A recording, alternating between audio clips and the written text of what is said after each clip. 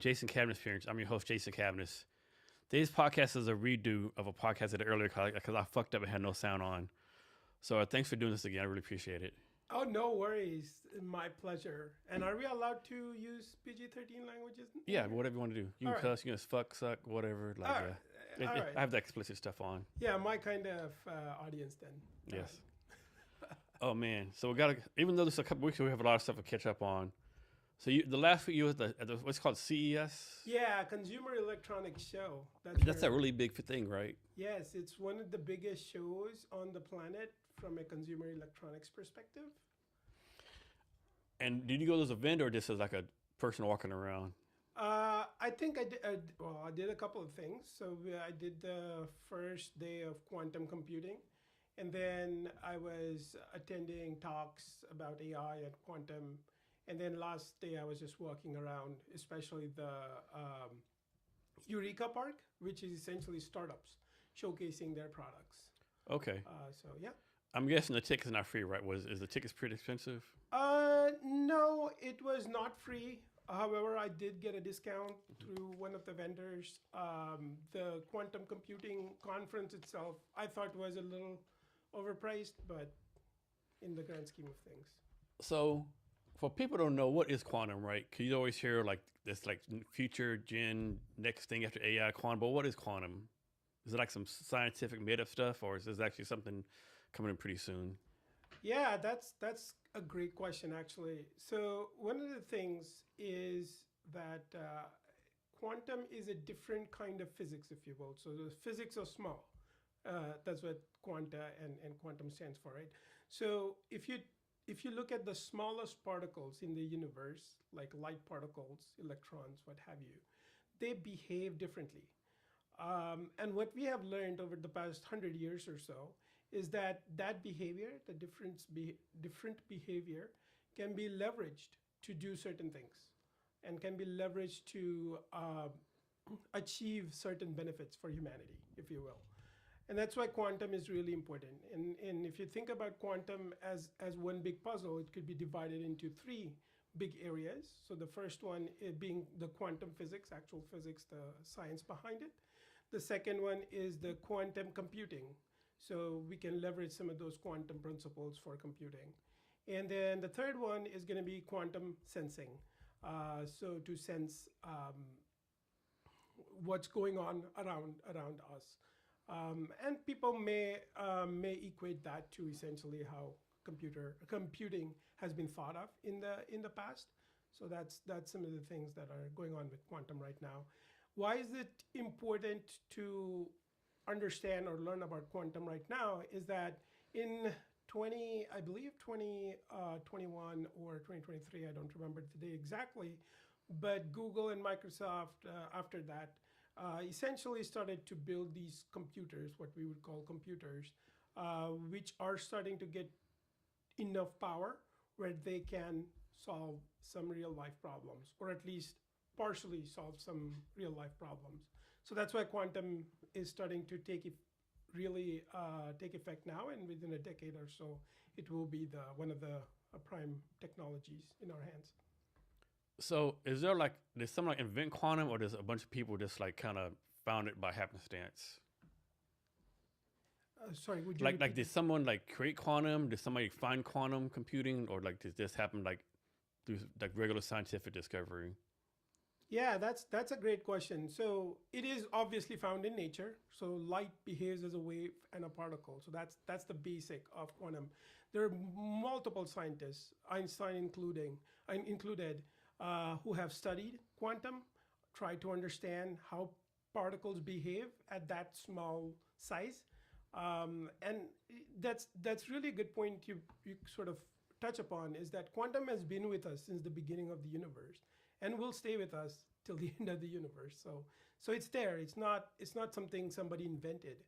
What we did find out, though, is the way those particles behave in the quantum world, in the small world, can be leveraged for our benefit. And that's the discovery bit of it. And the benefit being you can either sense stuff on a very accurate level, or you can compute really complex problems, essentially, or solve really complex problems. So so quantum is actually, even though it started at the beginning of the universe, is actually an emphasis as far as like being utilized for human good. Yes, there is a lot of ability to utilize quantum for human good.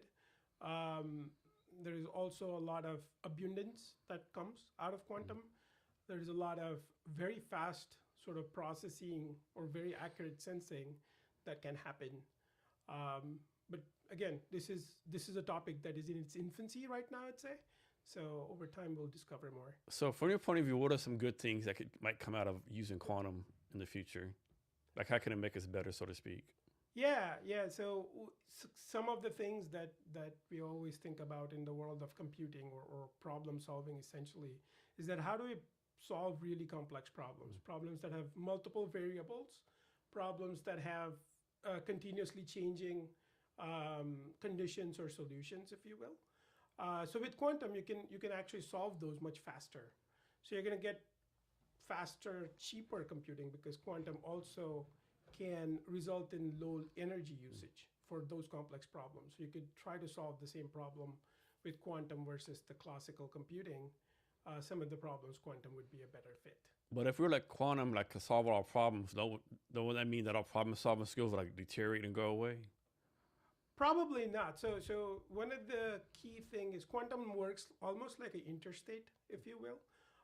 So you have to get on and off the highway. So there is an exit and a ramp that needs to go in. So we still need to build all that stuff. We still need to have the ability to convert our problems that we understand the way we understand them into something that can be computed and solved by quantum phenomenon or principles. So there is still that lot of that thinking that has to happen and goes on in the world. So there is a lot of opportunity there. There is a lot of need for people with very strong logical understanding, mathematical understanding there. So it doesn't replace humans, it just enhances them. So you're talking about the good quantum can do. Of course, every tool that humans make, they can be good or bad. What are some potentially bad things that might happen with quantum? Like, suppose a bad, evil people get a hold of it. What can they possibly do with it?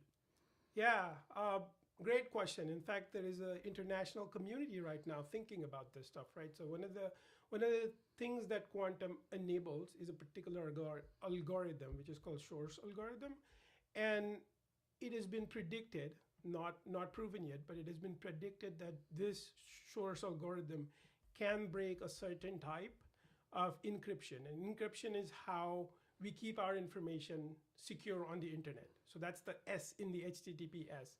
That's that little lock that you see on the left top corner of your browser, right? So quantum can break some of that encryption, and that's dangerous because of two things. One is if a malicious actor got a hold of such powerful quantum computer, which right now we don't know that it exists, and most likely it does not yet.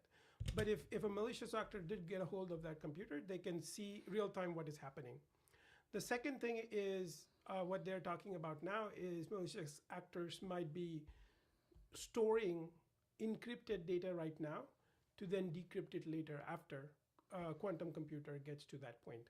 So that's important, and that's why world's leading organizations, governments, what have you, are really looking into this and trying to see how we can get around this problem that will surface itself in about a decade. So I know you always hear like on the news or wherever like tech places that there's a competition or race between like the United States and China, like who's going to be get AI first, all that kind of stuff. Is there a race between the United States and China with quantum also? Oh, 100%, absolutely. There's a huge race going on right now. There is different technologies. So United States, for example, some of my research, I'll just talk about that a little bit. NSA, quite a while ago, published a paper or published a article, if you will, saying that some of the quantum technologies, what they call quantum key distribution, versus post-quantum cryptography or PQC. And US and China have taken these different paths where US is more on post-quantum cryptography, encrypting data with algorithms that can sustain quantum, versus China has taken this path of investing more into quantum key distribution, And there is a lot of research happening in both the countries and affiliates, obviously, in that. So there is definitely a race, a lot of PhDs. It does require a really high amount of math background. So a lot of PhDs in that area, a lot of research going on in that area right now. So I know you mentioned that quantum's been around since the beginning of the universe, but like, how do we know that? Like, how do we know for sure? Like, is like scientific proof of this? Like, I mean, like, how do we know this has been around all this time? Yeah, so one of the things, so the very basic principle of quantum is the wave particle duality. So some Are you talking about physics and stuff like that, or exactly. okay. So the wave particle duality is that light can exhibit itself as a wave as well as particle, and that's the very basic. So since light's been around since almost or since the beginning of the universe and will be around till the end, that's why quantum's been around. Does that have anything to do with, I think it's called dark matter? Did dark matter play in this any kind of really? I'm actually not sure. That's a great question. That's something I'd like to research further on for sure. Okay. So you did a post on LinkedIn earlier where you said females are leading the quantum field. Can you talk about that? Yeah. I mean, I see a lot of very, very capable women leading technology in general today, which is awesome to see. And then quantum specifically is a very research-oriented, deep thinking sort of field, and I see a lot of really capable women leading in various aspects. So within government and military, within private industry, within research institutions. There is a lot of women. I personally feel like whatever events I've been to, the sort of the men to women ratio is more representative of the global population in quantum events versus some of the other technology events like AI, for example, or some of the deep tech events as well. Yeah, I definitely agree. So how can someone either like learn about quantum or get more involved with quantum? Yeah, so that's Let me actually rephrase a that. question. Let's suppose like someone has no math background at all. Like they're watching this, they're hearing quantum. Like, man, I want to learn about quantum. What can they do? Yeah, that's a perfect question actually, because one of the things that my kids who are 5 years old now have started to do, or I've started to do with them, is I was watching this video, and video was showing like a cat going through the wall without actually passing through the wall or breaking the wall and stuff like that. So the kids got really interested into quantum specifically, and I was starting to ask that same question, like, how do you teach quantum to a 5-year-old? What are some of the things that you could do to make those concepts much more graspable for kids? So one of the things I'm doing now is starting a sort of a series of talks, videocasts. I'm calling it the Quantum Playground, where my goal is to have very visible sort of analogies in what we see day to day, and explain some of the quantum concepts. For example, one of the things I talk about is like, hey, what is the difference between a classical computer and a quantum computer? So the classical computer you can see as a light switch. It can be turned on and off. Or Can you buy a quantum computer now? Can you what? Buy a quantum computer now? You cannot. So quantum computer is let's say it this way: it needs a room full of really high technology mechanics to work. Okay. I'm guessing the energy cost is pretty high too to use a quantum computer. Absolutely. Like the temperatures it needs are lower than the outer space. Like I did not know that. Kelvin. Yeah. That's why they're talking about putting data spaces and data centers in space now. Yes, they are. But the quantum requires temperatures that are right now the ones that are out there require temperatures that are lower than the outer space, and because of that, it becomes prohibitive. However, what you can buy, there are services out there which will sell you quantum compute, similar to like a hyperscaler on the cloud side who sells you regular compute. There are services out there who sell you quantum compute, so you can simulate your algorithms, you can simulate some of the problems. Now, the capacity is really low right now, but there are services out there that do that. Yeah. So next I want to talk about the CES, but first I want to ask you a question. And so tell me if you agree or disagree with me, right? From my opinion, I don't think most Americans have no idea how advanced tech is, right? I think most Americans, they go to the 9 to 5, they might get an iPhone, but they have no idea it works. Like they have no idea that quantum exists. They know AI exists, they don't know how really like advanced it is. Like they have no idea there's robots out there doing backflips and like working as maids. What's your opinion on that? Yeah, I think that's valid, and I think as humanity progresses, especially within the U.S., we have to we have to learn better, and we have to teach our kids a little bit better too, in terms of trying to peek behind the surface. In the pretty much my generation, people just are leery about technology in terms of like wanting to peek behind the surface. Yes, there are a lot of users, but to ask that question, critical question of, hey, how is this working? What data is it collecting around me? How can it be misused? Right. So, for example, you talked about iPhone. Great example. Many products are built so that users don't fully understand the mechanics of the things. Like many Americans understand the internal workings of a car really well. So similar thing. You have to open that hood to be able to see where the engine is, how it works, and stuff like that. So the CES, that's a week-long conference? Roughly, Roughly, it okay. was from Tuesday through Friday. So I know I watched a couple of videos on YouTube. This guy was there. He would like do 10-minute videos. It was like day 1 of CS, day 2 of CS. He showed us some small things, right? But like, talk about some of the tech you saw that like really excited you.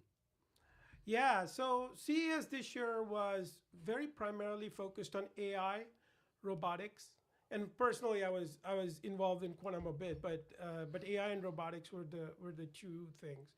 So some things that were really exciting were there were a lot of humanoids this time around who could actually perform certain things. So this robotics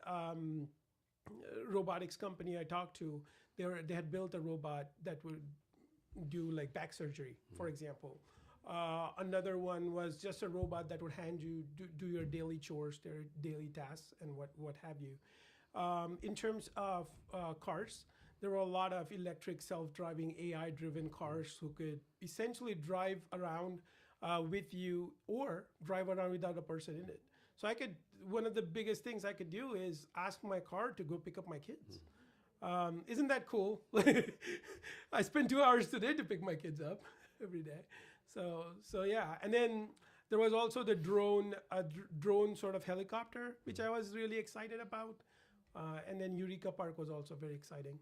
Yeah, I think with tech is always presents new problems, right? Because of course it'd be nice as a parent not to spend like 2 hours picking your kid up, but then again, even though it's 2 hours going there, it's like might be a waste of time. The 2 hours coming back, you get to spend your kid, right? Mm-hmm. And your kid might be like, "Hey, man, my dad don't give a fuck about me because he's bring the car to pick me up, right?" Mm-hmm. So I think that's a problem too, right?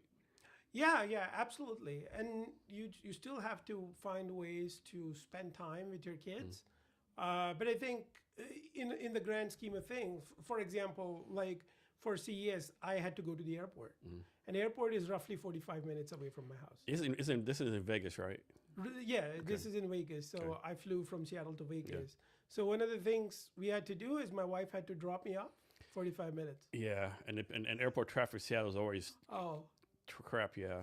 Yeah, absolutely. So something like that, perfect for like, hey, car, drop me off at the airport, go back home. What we need is that Star Trek technology. Beam me up, Jason. It's funny. Yeah. I would love that too. Yeah. So I know one thing I saw on one of those videos I watched were like I think what's it called? The Boston Dynamics was there, I think, and they had a robot do a backflip, but the robot did a backflip, but it kind of fell down and got back up, and people were like, oh look, this robot's so advanced it can like do like make alterations, whatever. I'm thinking. Or did they program it to do that, right? Did they program the robot to like do a backflip, fall down, and then get up on his own, right? Yeah, it is possible. I did not see that particular demonstration, but it is very possible they might have programmed it. One of the things that they were, or I was part of, is that they had a service animal, the real dog, and the robot dog. And they basically made them do the same tasks and talked through us about like how a robot dog might be different than like a natural dog, if you will. So that's definitely it. Yeah. So that's what you're pulling up, right? Yeah. I think I'm gonna try to find the one. Yeah. No. Oh, this is the backflip. Yeah, that right there. Oh. See how he Yeah, fixes himself? Oh yeah. Okay.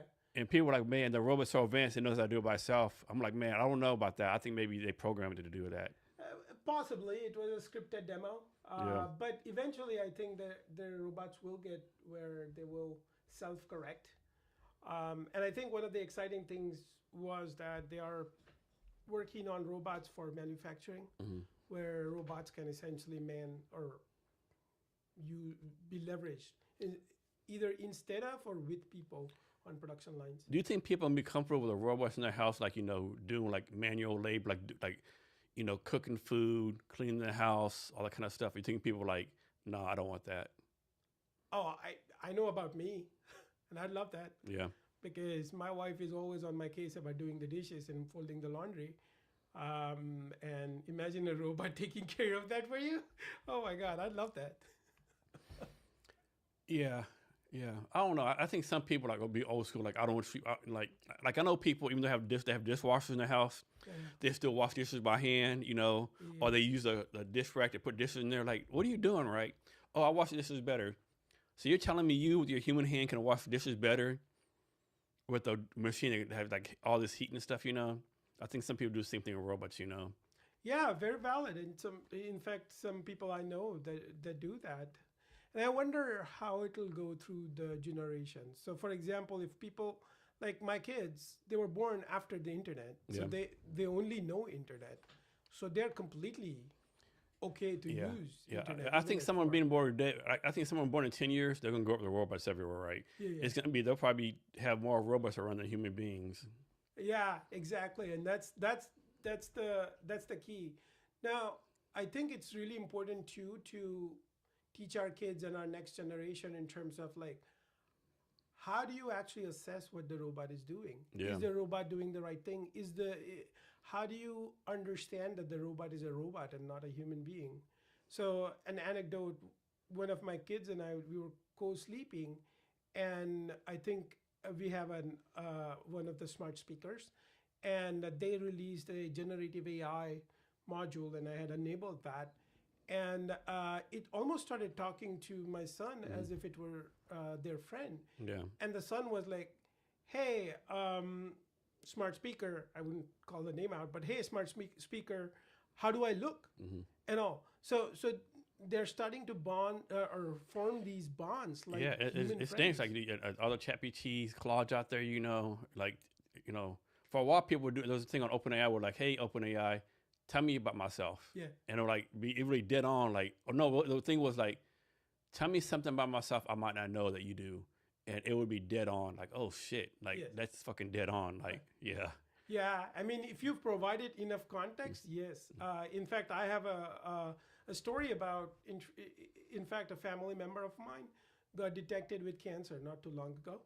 And I fed the initial reports before the diagnosis was confirmed.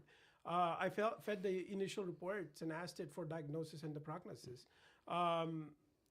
It gave me exactly what the stage was at, what kind it is, and how long the person is expected to survive. I mean, it's scary accurate. Very, very accurate. You ever watch a TV show? I think comes on Netflix called Black Mirror. It's like a futuristic tech, like exposure. So there's one episode where like so there's a man and a woman. They're married, right? They're kind of struggling. And I can't remember, the woman had like either brain cancer or something wrong with their brain, right? And there's something going on with their brain, right? And someone told us, you go check this place out. They fix brains, whether they do something to the brain, right? And they said, yeah, we'll fix your brain real cheap, whatever. She was like, remember, like something's going on in the brain, right? And so they fix her brain. and she was like operating, really good. But then the company would start running ads on her brain, right?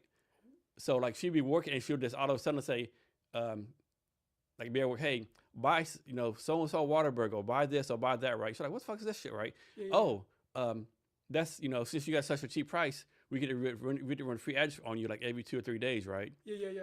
And it kept getting worse and worse and worse, right? Yeah. Where finally, they decided like just kill themselves, right? Instead of like doing the ads, right? Oh. Yeah, because like they're doing ads on her brain like pretty much every hour in the hour, right? It took her and like anything. Well, if you upgrade, it's less ads, right? Mm-hmm. Of course, it's like, well, you didn't tell us this shit, right? Well, it's in the fine print, right? Yeah. Of course, no one reads the fine print. Absolutely. And so like 6 months later, a year later, like basically this lady's like doing ads like 10 minutes every hour, right? Yeah. Like what kind of life is that, right? Yeah. And they're poor, they can't afford to upgrade at free space, right? And when they do upgrade, 2 months later, there's this new super duper blasey thing, right? And so I think that's the thing a lot of people are scared of, right? That you do all this tech stuff and tech's gonna take over, and these bad people like put ads in your brain, AI stuff, right? You think that's a valid concern, or is that all like TV stuff? I think the concern is very valid. I mean, I'm particularly concerned about what kind of data we are giving AI right now and what it's going to do with it, or what it can be repurposed to do with that data. Very valid concern. I think also the way we handle privacy and the way we handle approval of data sharing is really weird. Like you have to opt out to not give somebody your personal information. That makes no sense. So one of the things that we need to change is that it should be an opt-in rather than an opt-out mechanism. I mean, that's how a lot of email things are, right? A lot of email subscription magazines stuff, you have to opt in or Yeah. not. If you don't opt in, you don't have to provide an opt in. I know in the state of Washington, you don't provide an opt in, and they report you get spam and all that kind of stuff. And it's all this kind of negative stuff as far as your email deliverability scores. Yes, absolutely. And then Google kind of puts the emails through spam, which is amazing. So one of the things that we need to start thinking about is how do we let people opt in, and more importantly, how is that opt-in not a once and given thing? I mean, people's situations change. Yeah. How they see their own data changes. Their own data doesn't agree with them anymore. So at some point they might have to, or might want to. This is the one thing I always wonder, right? Like they use your data, they sell your data, all this kind of stuff. My thing always been like, if they're using my data and they're selling it like these companies, shouldn't I get a fucking cut? Like, I mean, actually, like, shouldn't I get a cut, right? Yeah. Like, if Facebook, Google, Sonic, all these companies use their data, whatever. They should be giving people a cut, right? I'm not saying like 90% or whatever, because they're all doing the work or whatever, man. At least 5, 10, something, right? Yeah, absolutely. And there was a Netflix show that actually talked about some of this stuff. And I am blanking out on the name right now. But there was a Netflix show, and I really like this quote from it, and I'm paraphrasing here. But if you're not paying for the product, you are the product. Yeah, exactly. Yeah, so that's what's happening. Obviously, the way capitalism, or at least our flavor of capitalism works, is companies try to retain as much profit and are incentivized to do so. There is no taking care of people in the process. Some companies are trying to change that, so that makes me feel a little optimistic. But many big companies can be said that they might not. Yeah. This show was on a long time ago. You ever watch a show called Parks and Recreation? Yeah.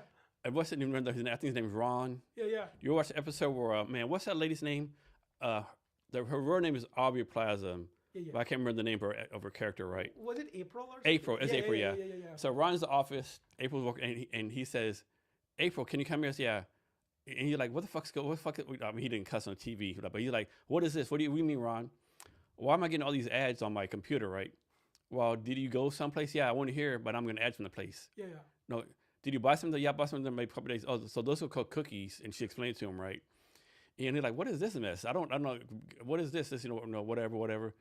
And she's like, "Oh, well, you want to get your mind blown?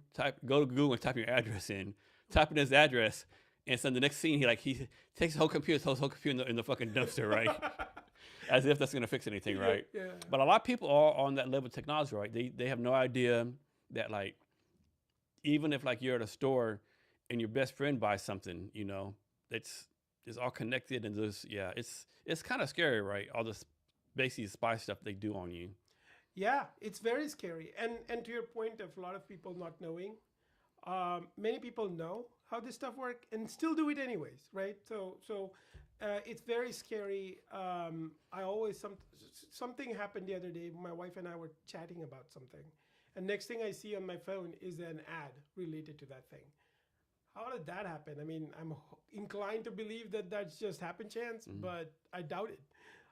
Right. So that's definitely concerning and scary in terms of like that whole concept of like, hey, I put it in the fine print that we'll be listening in on your conversation all the time and responding to when you actually say a keyword or whatever, right? So that's the concern there is if you don't make people actually opt in to stuff, then you're sort of many people will just be like, yeah, well, who reads the fine print?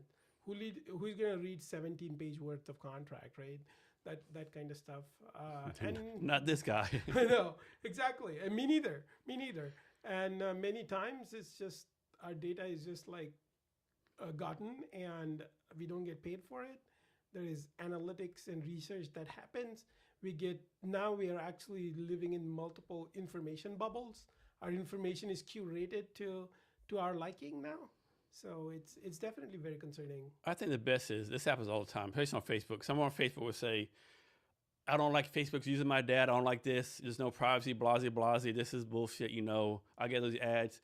And in the next hour, I'm here at Walmart. I'm buying toothpaste. I'm doing this. I'm doing that. Like, what are you doing? Like, you just talk about no privacy. You hear like putting everything out, right? Yeah, absolutely. And now you cannot complain if Facebook or not even anybody starts to sell you on like a hair loss surgery or hair loss prevention cream if you're buying toothpaste, right? Yeah. So it's valid and or you Google what's the best time of the year to go to Nashville, Tennessee to see country music. Yeah. You're going to get a lot of goddamn ads, you know? Yeah, absolutely. And there is ways to avoid it very easily. One of the things you can do is you can use browsers that have that built in. They don't store. Like DuckDuckGo is one of those, right? DuckDuckGo is one of those. Onion or Tor browser. Tor. That's like the dark web stuff, right? Tor. You can go, using Tor, you can go into dark web, but it doesn't have to be. You can just browse the regular web. Okay. Now, some websites will not let you, but many will. Most will. So back to CES, right? Was it a pretty good? Was this the first time going to this? Yeah, it was my first time. Was it a pretty good experience for you? I thought it was a good experience. I thought it was a once in a lifetime experience. Okay. But I thought, I don't know if I'd go there again unless explicitly demoing something or something. So what did you get out of it? I think what I got out of it was, where is the world moving, what they're saying, what people are saying, and get a huge sample set. So there were about 130,000 people there, right? So a lot of different conversations, a lot of networking. I talked to somebody who is building a healthcare startup versus somebody who is in quantum computing, many people in quantum computing, AI, execs as well as students. Researchers as well as government employees and what have you, right? So a lot of varied perspective. And I think coming back, I think there is definitely right now where we live is at an intersection of AI, robotics, and quantum. And I just, for the next decade or two, this is going to be the driving force and technology. So if I was going to school again, I'd definitely be looking at one of those technologies as something I want to build my career in. So you talk about some of the tech stuff there, but what is a booth or tech that you saw and you were like, you had no idea this was going on, like this totally blew your mind away, like you had no idea this was happening? That's a great question. And one of the really cool stuff that I thought was really cool is these stick-on nails. So what they've done is they've built these stick-on nails, which are white by default, but then you can digitally change their color. So you can have those nails stuck on your finger, and then there is yay big, like a USB stick, big USB stick in the olden days, sort of size device, if you will. You can insert your nail in that and then change to whatever color. No longer going to the nail salons and spending hours of time, right? So that was very fascinating. I did get a hat from them, so That's gonna put so many people out of business. it is. Yeah, it's true. So I think that's one challenge, and like one thing I think throughout the years, decades, whatever, all the governments, including ours, have been so far behind as far as regulating tech, right? Yeah. I mean, so far behind, right? And I think one of the challenges is like they're, like these nail salons might go out of business. They're talking about truckers going out of business. Like, I know some people talk about, like, hey, it's a good thing because they don't do jobs they don't want to do. They can go home, like watch TV, do poetry or whatever. But like, man, like a lot of people need a job, right, to give them purpose, right? How do you think we give people purpose without them having jobs? Yeah, and that's something I spend a lot of time thinking about, and how AI especially is displacing workers and jobs and what have you, right? So one of the things that I always go back to is that farming example. Before we had all these white collar jobs and everything, many of us were farmers. We are no longer. There is technology that replaced that stuff. But I feel like over time, what happens is the jobs just change. They change from me having to, say, dig up to sow my crop, to me having to now maintain a tractor, or me having to going from like cleaning, let's say me having to actually clean the house, to me having to maintain and manage the robot. Or instead of like shoving the shit from the horse walking down the street, you pump gas in a car. Exactly right. And that's the change that happens. And over time, we learn new skills and forget old skills. Now, if we were to be forced to farm everybody, how many people would be able to do so, right? Yeah, I mean, that's hard damn work. Yeah. Absolutely. Yeah, I definitely think robots should be done for like picking fruit, picking that kind of stuff. Maybe working sewers. Yeah. I know a lot of people say like, I'm not going to do anything with AI, and I know a lot of people say like, I would never fly in a plane with a robot. Well, actually, kind of already are, because like most planes, of course, a pilot handles like takeoff and landing, but in the middle of the flight, it's just like self-control, right? So in a way, it's already being done. Yeah, absolutely. Autopilot is a form of robot, and some of it you realize that you're using a robot. Some of it you don't even realize that you're using a robot. For example, like a dishwasher or something like that, you might not even realize. Do you think there's any industry that AI is not going to affect? That's a good question. I mean, I think in general, AI is going to affect everything. If it didn't affect the industry directly, it will do it indirectly, to where it might affect the tools that are built for that particular industry or whatever it is. So for the most part, you're going to see AI affecting everything in robotics. So let's talk about this a little, right? I remember that all the AI craze came out. People were like, AI is going to take over all these like blue collar jobs, right? It really hasn't happened. I think the biggest industry being changed is software developers, right? Yeah. Because like, if you're a software developer, you graduate from college in 2026, you kind of fucked, right? I mean, like, what do they do, right? It's like, I don't know what they do. Yeah, I know. I have a couple of people I know that just graduated, and it's really difficult to find that entry-level job. And the weird part is humans learn by doing, most of it anyways. And now we have created a situation where entry-level jobs are being replaced by AI, but then mid and senior level, mostly senior level engineers are not. Yeah. So then how do you get to that exactly? Senior level engineer? I think that's a challenge, right? Nobody's thinking about, right? Like we'll say where there's a shot glass computer company, right? They have 100 employees. 20 are like junior, 20 are mid, and 20 and senior. So 60 people, right? So they replace the 20 junior developers like AI, right? Yeah. But then the 20 seniors, they retire or go away, and the 20 mid-level get advanced, right? Yeah. But there's no one skilled enough to take those mid-level jobs, right? Yeah. Because no one's being trained to do it. Are they going to like train AI to do it? I mean, I don't know if is anyone thinking about that. Yeah, that's a very valid problem, and people are starting to see that as a problem now. And how do we train our junior people to become senior without having their skills completely replaced or gone? Is And a it's just challenge. not the software developer, because I've said this in podcast before. This was someone did a LinkedIn post a while ago, maybe 6 months ago. It's like some senior lawyer, like one of the biggest law firms in Manhattan, New York City. You're like, hey, I don't usually don't post on LinkedIn that much, but I work for pretty much the biggest law firm in New York City, like at least the most make the most money.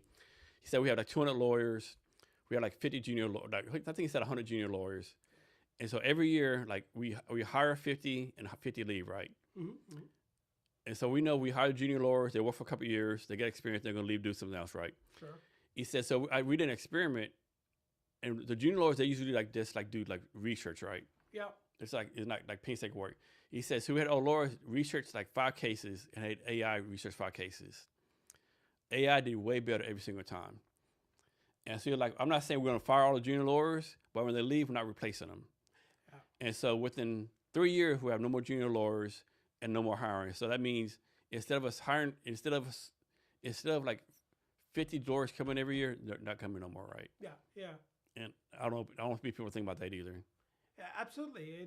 And one of the things is that if you don't like that kind of work made them senior. Hey, I've seen this 50 times before, so it's stuck in my head now. That's the senior part. But if you haven't seen this before, how do you become senior? Or maybe a AI enhanced junior lawyer is equivalent to a senior lawyer. I wonder. Another thing I think people think about, like even the software developers, any industry you want to talk about, right? Like you're new to it, you're learning, you're gonna make a lot of mistakes, but you learn from mistakes. Yes. No one's learning from mistakes no more, right? Yes, I mean, absolutely. you're not learning from mistakes. You're not learning, not growing. It's like, yeah. Yeah, and that's the thing. Like we are gonna have to create specific things, specific ways for people to learn from mistakes, or create sandboxes for people to make those mistakes, and learn that way to replace this AI job replacement, whatever is happening right now, for sure. And then, how do we keep there's always like a big divide between, we'll say the have and have-nots, right? Yeah. It's like AI is gonna make it even bigger. Quantum's gonna make it even bigger. How do we like prevent this in any kind of way, or it's because that happen, right? Oh yeah, I mean that's happening right now even, and one of the things we have to do is find ways to people or companies or what have you that are haves to give back to the have-nots and bring them over to the other side, right? Like how let's say I'm a multinational hyperscaler company who is billions of dollars worth of revenue. How do I take some of that and kind of implement it to the have-nots, where the have-nots can then have the opportunity to come in the fold of the haves, and over time we improve, like we just raise the bar, for Yeah. lack of a better term. SCS, were there like any like panel discussions or speakers like giving presentations? Oh yeah, yeah. I think that, or not. I think the 3 of the days that I was at, or 3 of the 4 days I was there, I attended panel discussions, mostly around quantum computing, AI. Okay. There's one really cool one where the speaker talked about how to analyze return on investment on AI use cases, and how to compare various AI use cases, and identify which one is right for you to be building or working towards right now. That was very, I thought, was really well done. There were some of it was just hype, especially around quantum computing. It was like, hey, we are doing this, but we are just doing this in a classical way. Yeah. Not doing anything special. Or That's the anything. worst. I know. That is definitely the worst. Oh yeah. Yeah. Okay. Anything else you want to talk about the CES before we move on? I think if you are going to CES, either you or any audience, I would definitely say wear good shoes. A lot of walking is involved. Figure out what you're going to do for your breakfast. Have a good breakfast, because lunch you might not get it. Dinner is up in the air. And try to not gamble too much. Yeah. So next question is, right, and you might not answer this, but is there any test you did in Vegas for fun that without getting you in trouble with your wife? I gambled a little Okay. bit. And we had set a limit. We knew exactly how much I was going to spend, and the moment I spent that. What hotel did you stay at? It's just like Boulder Station Okay. Casino Hotel. Okay. Obviously, most hotels in Vegas have casinos. So, Yeah. yeah. You I mean, cannot not. I mean, there's see a fucking slot casino. machines in the goddamn airport, right? Yeah, oh my God, there's like little sections where you see a bunch of slot machines Yeah. at the airport, and I literally did not carry a single penny in cash on me so that I wouldn't play at the airport. It was bad. So for CS, do you think it'd be any way you can take advantage of it for your own business? Any ROI you think you might get out of it? Yeah. A couple of trends that I'm really interested to explore. One is age tech, or how to age in place. So any technology that goes into that. For my business, particularly the IoT and robotics angle, from a cybersecurity perspective, what sort of tools and techniques we need to develop for the future. Again, going back to how do we build products with cybersecurity from the bottom up, rather than slapping cybersecurity on top of those products, would be a key aspect for me in this year and the next. In fact, some of the proof of concepts that I'm thinking about doing are geared towards those markets and stuff. Yeah. All right. So moving on to something else. Can you explain to us what is a Scrum Master? What does a Scrum Master do? And then, like, when should a tech startup bring on a Scrum Master? Yeah. So Scrum, first of all, is one of a very specific. Sorry. No I worries. think I messed up with the mic here. All right. Sorry. Yeah, Scrum specifically is one of the methodologies that is followed to build software products usually, and it's a very specific methodology which has prescriptive process. And the whole idea is to, as you're a knowledge worker and you're building some product, you don't have to worry about process, and you don't have to worry if you're building the product in the most efficient way. And that's at the fundamental. That's what Scrum is. So they essentially give you a cookbook, if you will, of how to cook stuff. They wouldn't tell you what to cook, but they'll tell you how to cook, or how to execute that process. So Scrum Master then is the person who works on the process with a particular team. And there is different flavors of this process, and it has gone through multiple iterations and what have you. But really the idea is to give people who do the work control over how to get the work done and how to work with each other together better, etc. So Scrum Master is that sort of facilitator, that catalyst who helps the teams to sort of grow and scale and what have you. So then the next part of your question, I believe, was when should a startup think about bringing a Scrum Master? So usually we say when there is 4 to 9 people and you're starting to work as a team, that's when you need a person either dedicated full time or partially to start thinking about the process. And you need a person to start facilitating, because there is this concept of channels of communication. If you and I are talking, it's just one channel of communication. Let's say you, me, and another person is talking. You have 3 now, right? That kind of stuff. And then as the number of people grow, the channels of communication grow exponentially. So you need, at that point, 4 to 9 people is when you need that facilitator, start needing that facilitator. So maybe a 4-people team has one of the persons doing the Scrum Master facilitation part of the time, and then maybe a 9-people team has a full-time dedicated Scrum Master or something like that. Is a Scrum Master or Program Manager like 2 different things?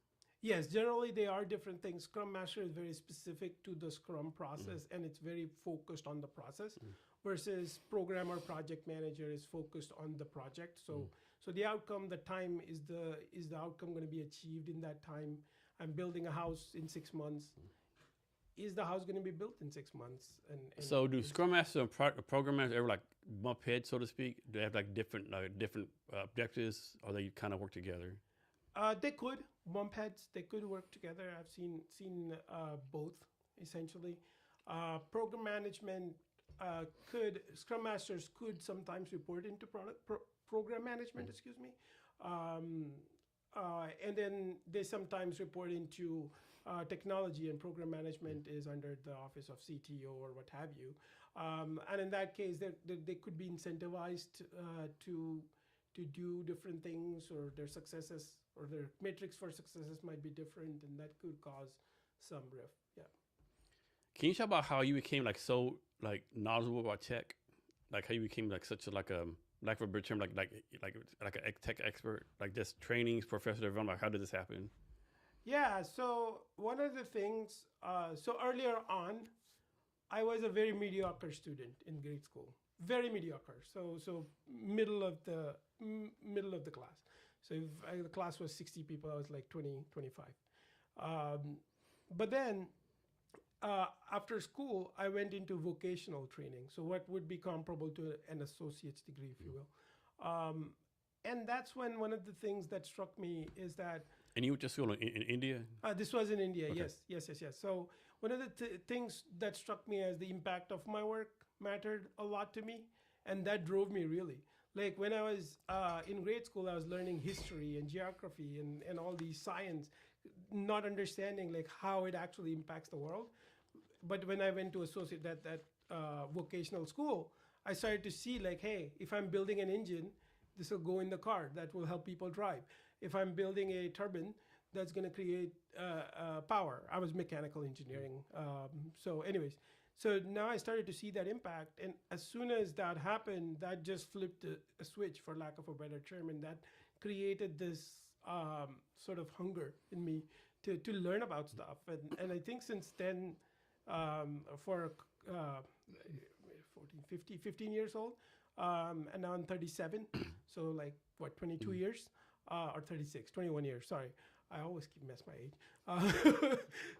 So 22 years, I've been just learning. I take learning breaks, especially end of the year. I decide to learn about a topic and just go in deep into that topic, and just freeware, YouTube, all that kind of stuff.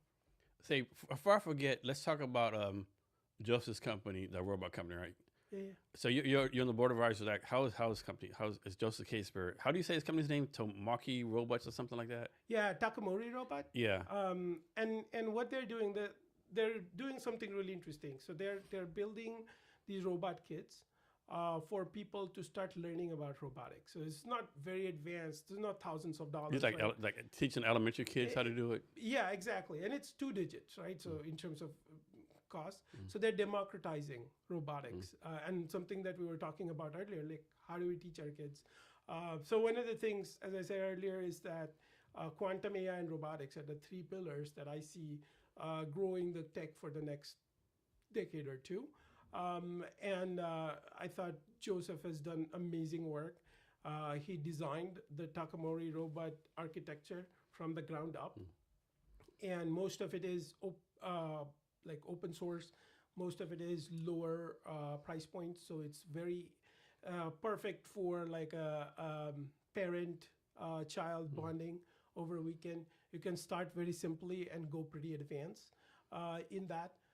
So that's why one of the things we started doing earlier on is like guerrilla marketing and just being there for him. And he's one of the founders in our startup ecosystem in Tacoma, Western Washington area. And just hit it off right away. Yeah. So you're on his board of advisors, right? I am one of the advisors, yes. So how do you add value to his company as an advisor? What's your process? What's the process for that? Yeah, so a couple of things. So first of all, I bring with me corporate experience, and that is valuable. I might challenge some of his decision making, and in a positive way, obviously. And I might bring in a different perspective. As a manufacturing engineer, I can bring in a process perspective as well. And then just sometimes he just needs help, 2 sets of extra hands and two sets of legs that I happen to have by a happen chance. So talk about this. Like, in my opinion, like a lot of startups, they bring on advisors. The advisors either don't bring no value or they're actually like kind of like scamming the founders, right? How do you advise a startup founder to like bring on an advisor? Yeah, so that's a great question. So one of the things that as a startup founder you're doing is you're sort of doing a little bit of everything at the beginning.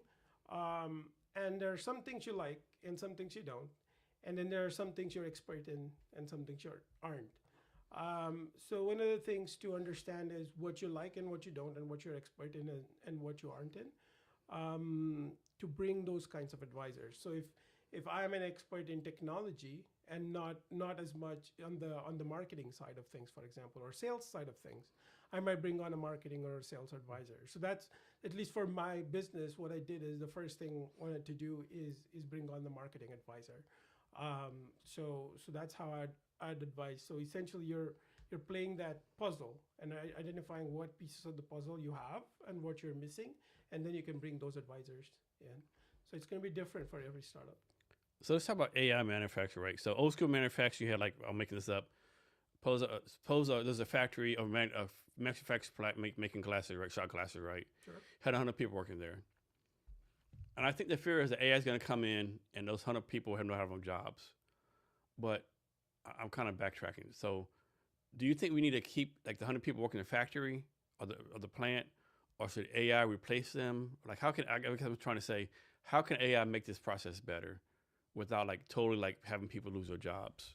I guess the thing was like, even though like 100 people making glasses, instead of making glasses, now like programming the computers, I guess, or programming the robots, so to speak, or doing maintenance on the robots, I guess.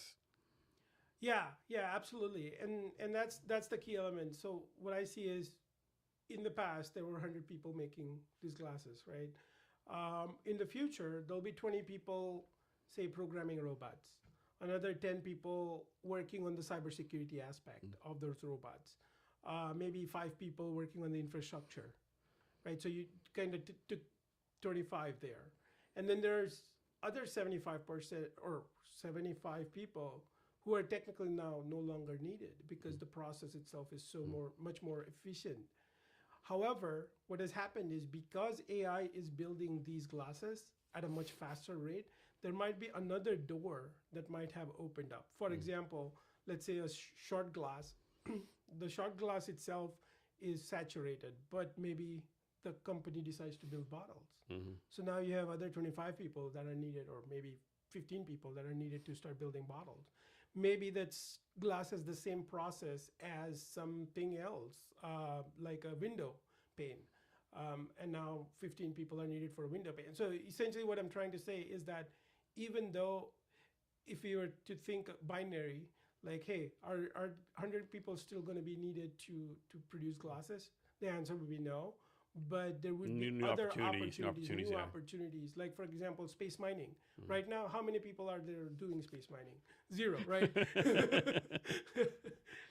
But then as robots and AI sort of comes to fruition, we might send robots in space mining. So that would need people monitoring all that. You bring a good point. I don't think people are thinking about the cybersecurity part, right? Because like, suppose instead of 100 people doing shot glass, you have 20 robots doing it, right? Right. But what if someone hacks those 20 computers, like has cybersecurity hack, and then they don't work no more, right? Yeah. And your competitor hacked you, and now your competitor selling shot glasses, right? Yeah. I mean, hopefully no one thinks like that, Hopefully the shot glass competitor's not doing shit like that, But you never know, right? Yeah, absolutely. And shot glass is a great example, because shot glass is very similar to preparing, say, for example, injection molded syringes.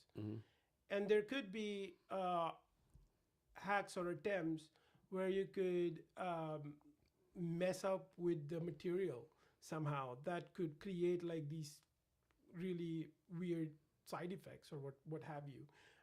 Right, so I kind of went on a tangent there, but don't want to scare people. But at the same token, it is possible that something like that could happen. Like, for example, water treatment plants. Can somebody adjust the level of chlorine that goes in the water, right? There's so many, scary scenarios out there, right? Yeah, absolutely.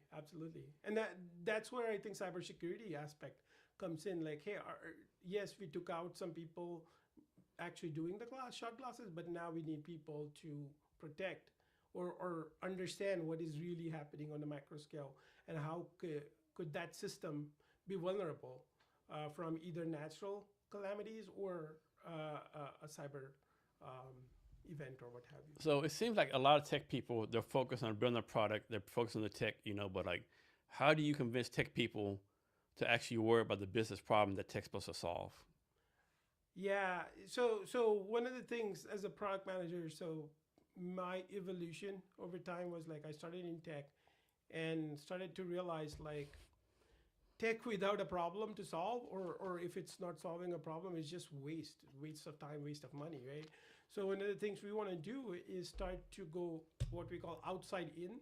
So try to understand what the problems out there are, and then kind of backtrack your way into what solution can either fully or partially fix some of those problems. So like for example with the quantum stuff, like the problem is there's a whole bunch of people where quantum technology needs PhDs and math, like really deep math and stuff. Whole bunch of people who don't know how to get into quantum, right? So how do we then solve that problem? And you can solve that problem plethora of different ways. But the main important point is solving that problem. And so, talk about the importance of people making data driven decisions. Like a lot of people, like in charge or whatever, they like, oh my gut, my intuition, I have a feeling. Of course, you need to do that sometimes, right? Because sometimes your intuition does make the best decisions. But like, I think there needs to be a balance, like analytics, data, and your intuition, right? Yeah, absolutely. And they're, in my mind or my experience, they're sort of intertwined.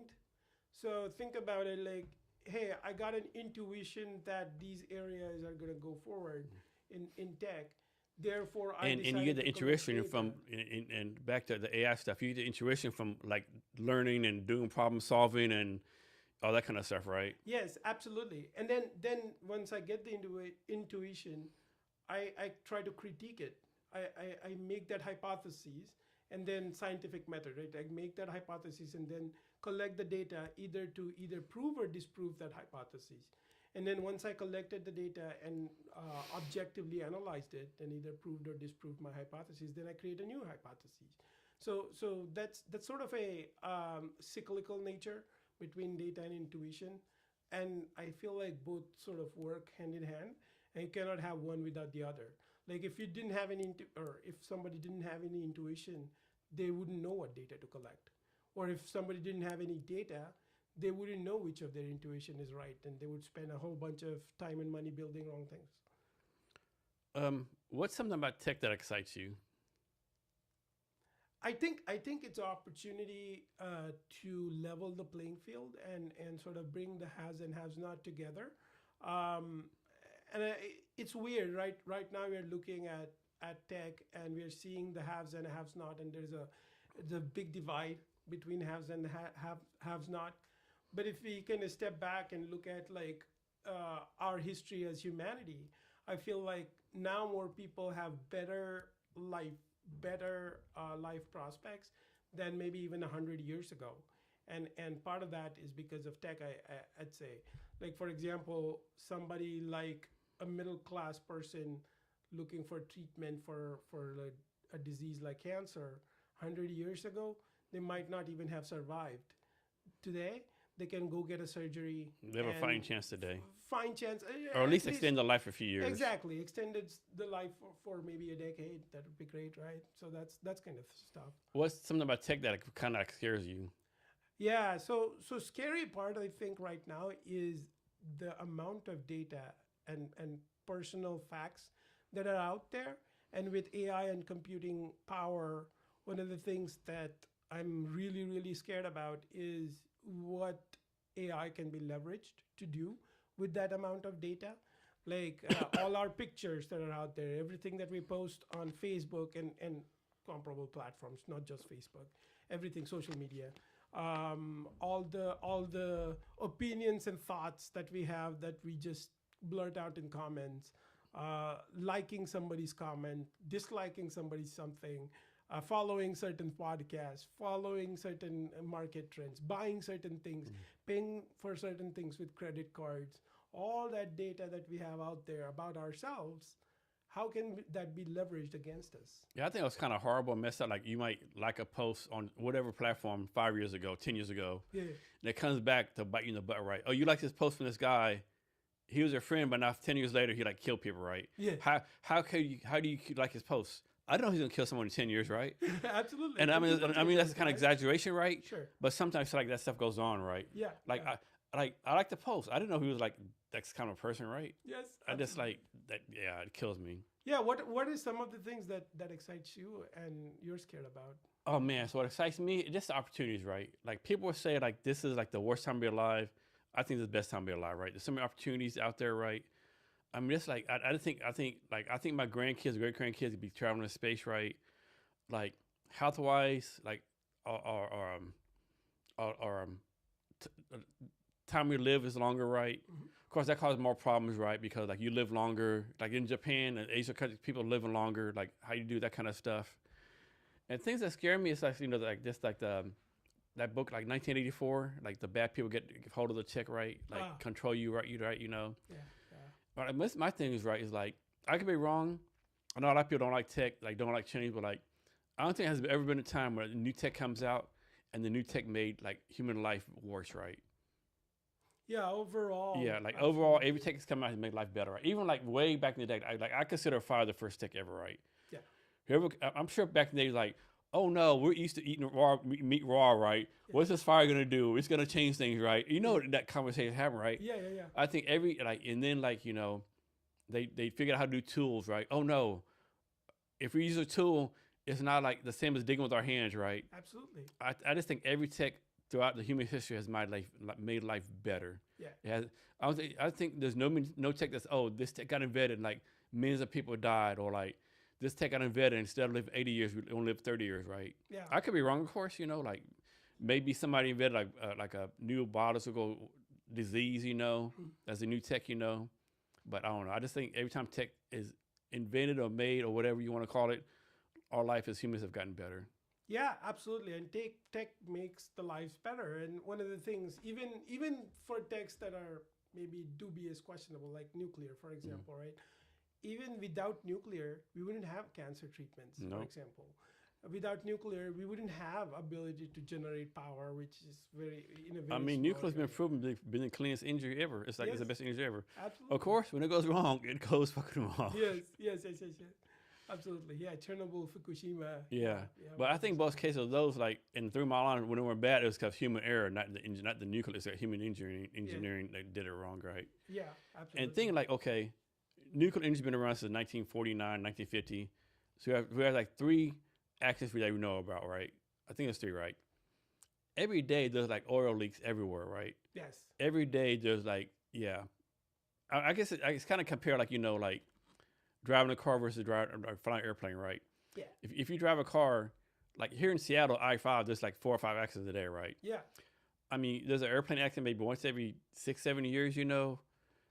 Of course, like small planes crash, whatever. But as far as a big major one, there's like one every 5, 10 years, whatever. Yeah. Yeah. Of course, it gets on the news because flight 412 from Seattle to wherever crashes and all these people perish, right? It's all the news, right? Yeah. But then again, like there's probably like 15,000 people died on America alone every year for accidents, right? Yeah, absolutely. And I feel like as humans, um, we place proportionately high amount of focus on things that are big Yeah, but definitely. less frequent Yeah, than things that are more frequent. Like how many people die of um, heart attacks, for yeah, example, diabetes, diabetes. or even they fucking like fall in the bathtub, you know. I Exactly. mean, like or falling down the stairs, you know. Yeah. There's like literally millions of ways to die, right? Yes. Absolutely. Absolutely. Skiing accidents. Yeah, Yeah. Got bit by a shark. No. yeah, Not hold on. yeah. Alcohol. Alcohol poisoning. I mean, if you could like, walk across, you'd be like people. Someone could be on the phone walking across the street, not paying attention. Oh, the light screen and Yeah. turns red, like bam. Yes. Yes. And all the lives that have been shortened Hmm. because of that, right? Yeah. Just about this kind of subject, right? I don't know if people realize this, right? Like, think about how many experiments humans have done to get us where we're at right now, right? Yeah. Like, think how many humans back in the day got bit by a rattlesnake before they realized you might not want to touch a rattlesnake. Yes. Like, how many people kind of like ate a poison berry, you know? Yeah. Like, I think humans, back in the day, we owed them a lot of gratitude. They did a lot of experience for us, and now we've learned, okay, you might not want to do that. Don't Yes. do that, like, you don't want to fight a polar bear. I think we've done like a lot of human experience, right, to get us where we're at now, right? Yes, yes, absolutely. I mean, flying just as we are saying, like as people were inventing flights, so many people have died. Can you imagine, like in the prehistoric days, some like prehistoric man, oh, I see this bird flying, let me jump off the cliff and fly too, right? Yeah. I'm sure there have been trials, but not very successful. I bet. Yeah, exactly right. What do you think makes humans different from like other animals? Like from like what makes it different, like from gorillas or monkeys or like fish and chickens? What do you think makes humans different? Yeah, that's a great question. So I think our collective sort of smartness, Mm. if you even say that term right, makes us a little bit different. But that also weirdly makes us a little bit dumb. I feel like we would do stuff to our bodies that an animal would never do. That kind of stuff. I think the variation that we have within our race Mm. is the diversity. I mean, Mm. is just amazing, and that makes us a little different.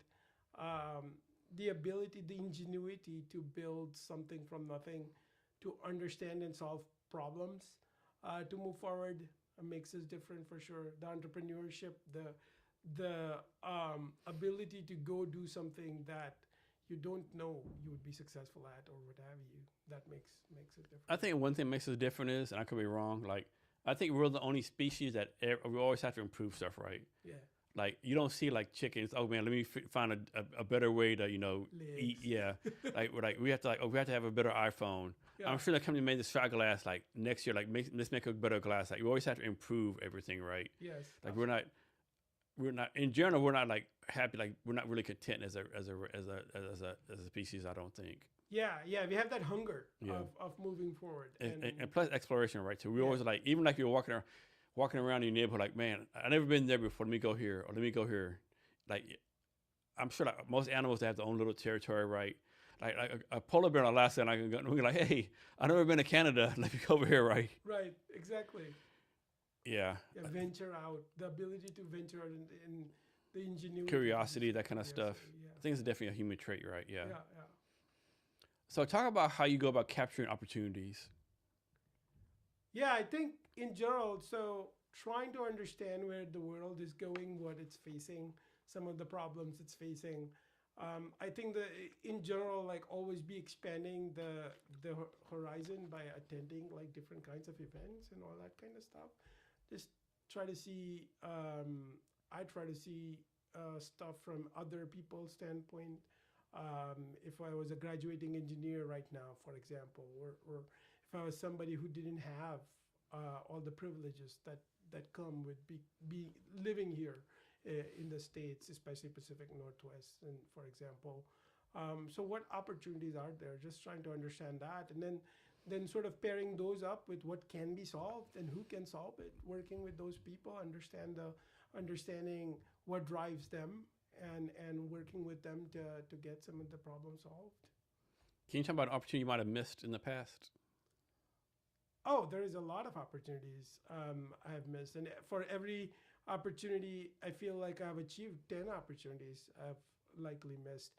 One of the opportunities is I worked for a company that I had stock in, and then I think I stopped working for them for a while or for a bit, and then moved on to another company, and that company ended up getting sold.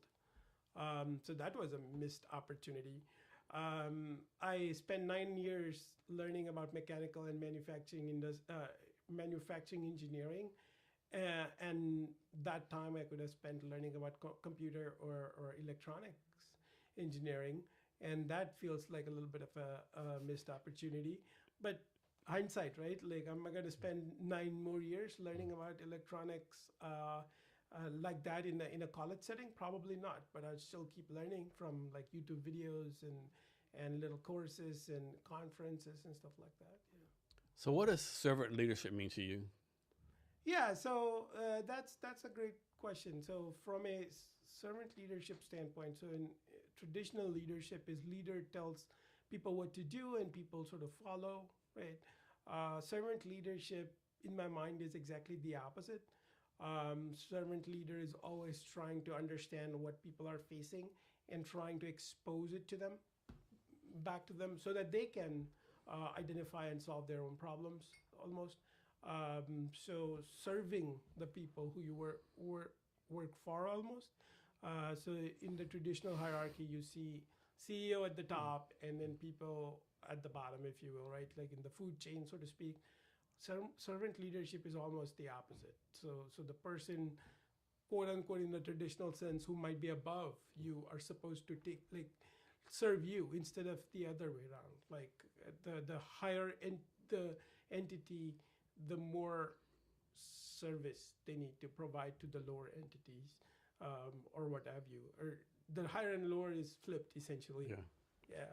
So there's a lot of talk out there, a lot of discussions, a lot of webinars we're going to call it about someone being a good leader, someone being a good boss, good manager. But like, I think what people need to talk about, like what makes someone a good employee, right? Because you need a good employee to have a good business, right? How can employees do better? How do we make sure employees are doing the best they can? Employers or employees? Employees. What makes someone a good employee? Oh, how can we make sure employees are doing the best they can?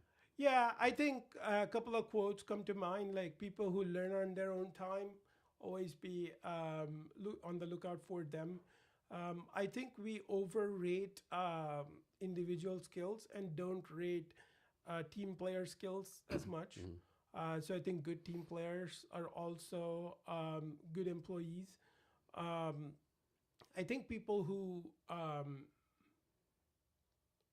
think about a problem in a critical way, even though they're not able to solve the problem, but thinking about a problem in a critical way is really important. And people who can disagree well. That's a skill I feel like. That's the skill a lot of people are missing, yeah. Yes, exactly. And there are people who cut you off mid-sentence. There are people who get mad because you don't have the same views as them. But if you get to a point where you can encourage proper sort of disagreement within the team, that I feel like is the fastest way to grow. So how do we build systems for cybersecurity already baked into it? Yeah, so that's a great question. So some of the things that we are dealing with right now are systems that were designed and built like decades ago, and protocols and stuff that are that do not put privacy up front. So the way to build systems with cybersecurity up front is that by default, all the communication is secure. By default, how only the entities, it may be a machine or a person, that needs access for a certain thing gets only that access. Or people or entities don't get over provision. Like for example, one of the things we're seeing with agentic AI agents, usually people don't care about how much access they get, and they get a lot of access, and then they can be repurposed to do something nefarious, right? So building a secure system from the get-go would have thought about, hey, what access does this AI agent need to do what, and how can I only give them that access? So that's the ground up building of security. How can I embed resiliency and security in the hardware, in the technology itself, so somebody using it doesn't have to worry about adding security on top of it, right? So Othentk is building these new kinds of routers that would be more resilient, secure internet. And how can I actually build that into the hardware rather than installing a software on top of it, kind of thing? Did you already talk about the quantum playground? I did. Yeah. That's the thing you're doing before, the little videos and stuff? Okay. Absolutely. And how long have you been doing that? Well, a couple of months. So okay. I started getting interested in it late last year, and started to learn first, understand what this technology is, and then started to talk about it. I think from a external facing perspective, I've done one talk so far, but I will be releasing more content soon. Okay. And like, suppose there's a small business out there, startup, whatever, and they know security is important, but they just don't have the time for it, right? Like they can't afford to pay someone like you. Like what's the one thing that small business owners can do to protect themselves as far as cybersecurity? What say we're doing? Yeah, so a couple of things that come to mind is If they have some sort of an email or communication, they use some encrypted application for communication rather than text. Maybe use WhatsApp or Signal or something like that. If they have emails, they sign up for multi-factor authentication wherever possible. Yes, it is painful. Yes, you need to go to your phone to get a code. Yes, it is. It is sometimes really hard to achieve, but it's worth doing, especially if you're dealing with money. Keeping a document of everything, but then keeping that document secure is important. I feel like there are basic principles: not sharing, oversharing data, sharing data only with people that you know and trust and want to work with, and only sharing the amount of data that they need to do their job. Those are some of the things that anybody can follow in their life to keep themselves more secure. So talk about the importance of people staying curious. Yeah, so importance of people staying curious, right? Like I just feel like tech specifically is so that it is always changing. The bar, the baseline is always going to be changing. Things that are heavily manual today will become automated tomorrow.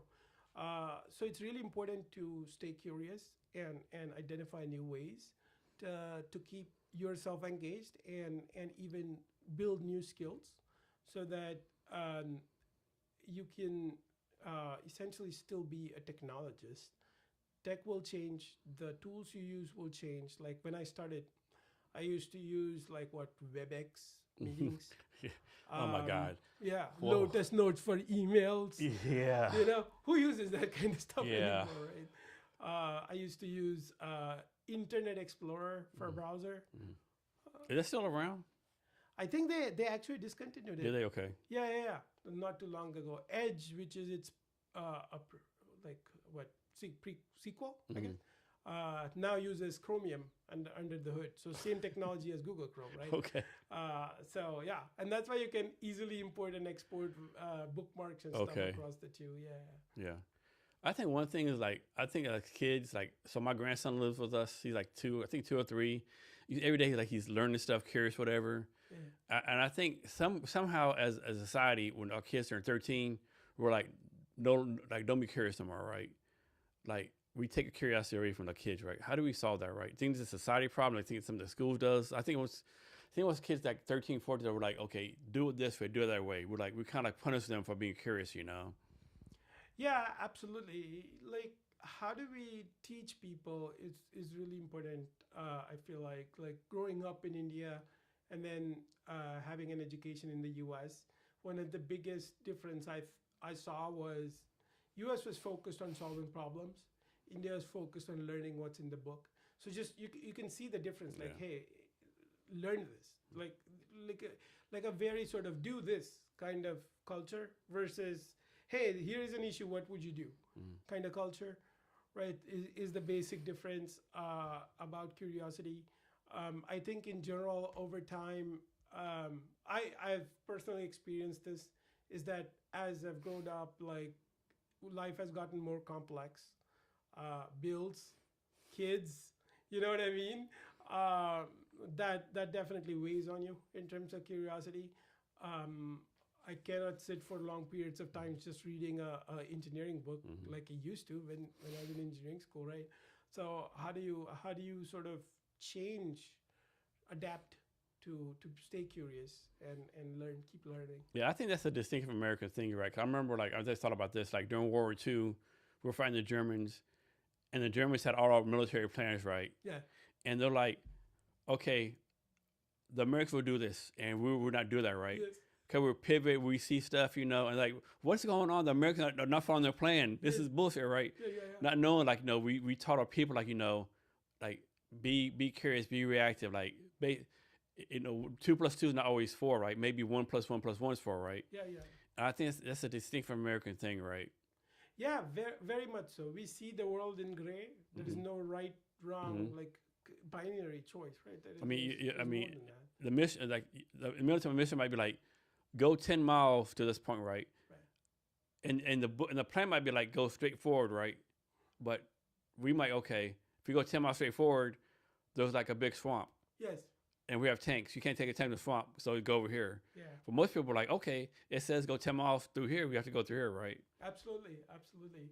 And that's the ingenuity, American ingenuity, that has propelled us forward for almost a century now, especially since the early 1900s. So we got to keep it that way. I mean, it is sort of I feel like changing now. Yeah. And one of the research that came out, which I agree with, is AI is sort of dumbing people down in terms of Yeah, I've seen that study. Yeah, yeah. being able to be curious. Yeah, I agree with it in a way, but I don't. Of course, like I think too many people use like OpenAI or Claude or whatever you want to call it, Grok, as Google, right? Yeah. It's not Google, right? Correct. But I know a lot of people like who like use it, like like learn how to code or like do scientific stuff. I don't know. I mean, this is bad to say out loud, but I think OpenAI is going to make dumb people dumber and smart people smarter, right? Yeah, exactly. At the end of the day, it's going to do that, right? Yeah. Just like iPhones, smartphones, if you're like low intelligence, like Yeah. I know that's bad to say out loud, but yeah, I just think that's the way it is, right? It's technology is a tool, right? That you have to use the best way, and some people don't use it the best way. Yeah, exactly. I don't know. So let's pose an engineer. What advice you have for like engineer or tech person who wants to be our founder? What advice? For someone who's engineer or tech person who wants to be our founder? Yeah, I think knowing what you're good at helps, or not so good at also helps.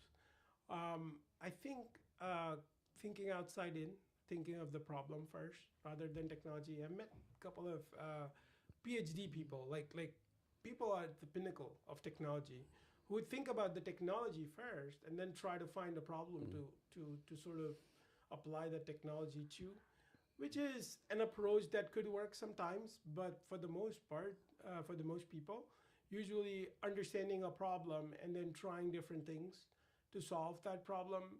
Rarely have I seen a problem being solved or even partially solved on the first try or second try. So to keep iterating, keep trying, keep pivoting, keep trying again, and that, I think sometimes engineers sort of get into this, how should I say it, sort of this binary thinking of like, hey, I can solve this problem easily, and then you see something completely out of the blue or something completely unimaginable pops up. How do you get around it? As a founder, you have to be very resourceful. How do you then say what is the right problem for me to solve right now? Because there is always going to be another thing for engineers, me included, is that there's going to be always so much problems and demand in the world that you can just jump from one thing to the other without actually doing anything. And I do this all the time. So to catch myself not doing anything or anything real, and then say, stop. Let's reassess. Let's identify and this is me talking to myself, by the way, which I do a lot. Identify what problem sort of is worth your time right now, and then just focus on that.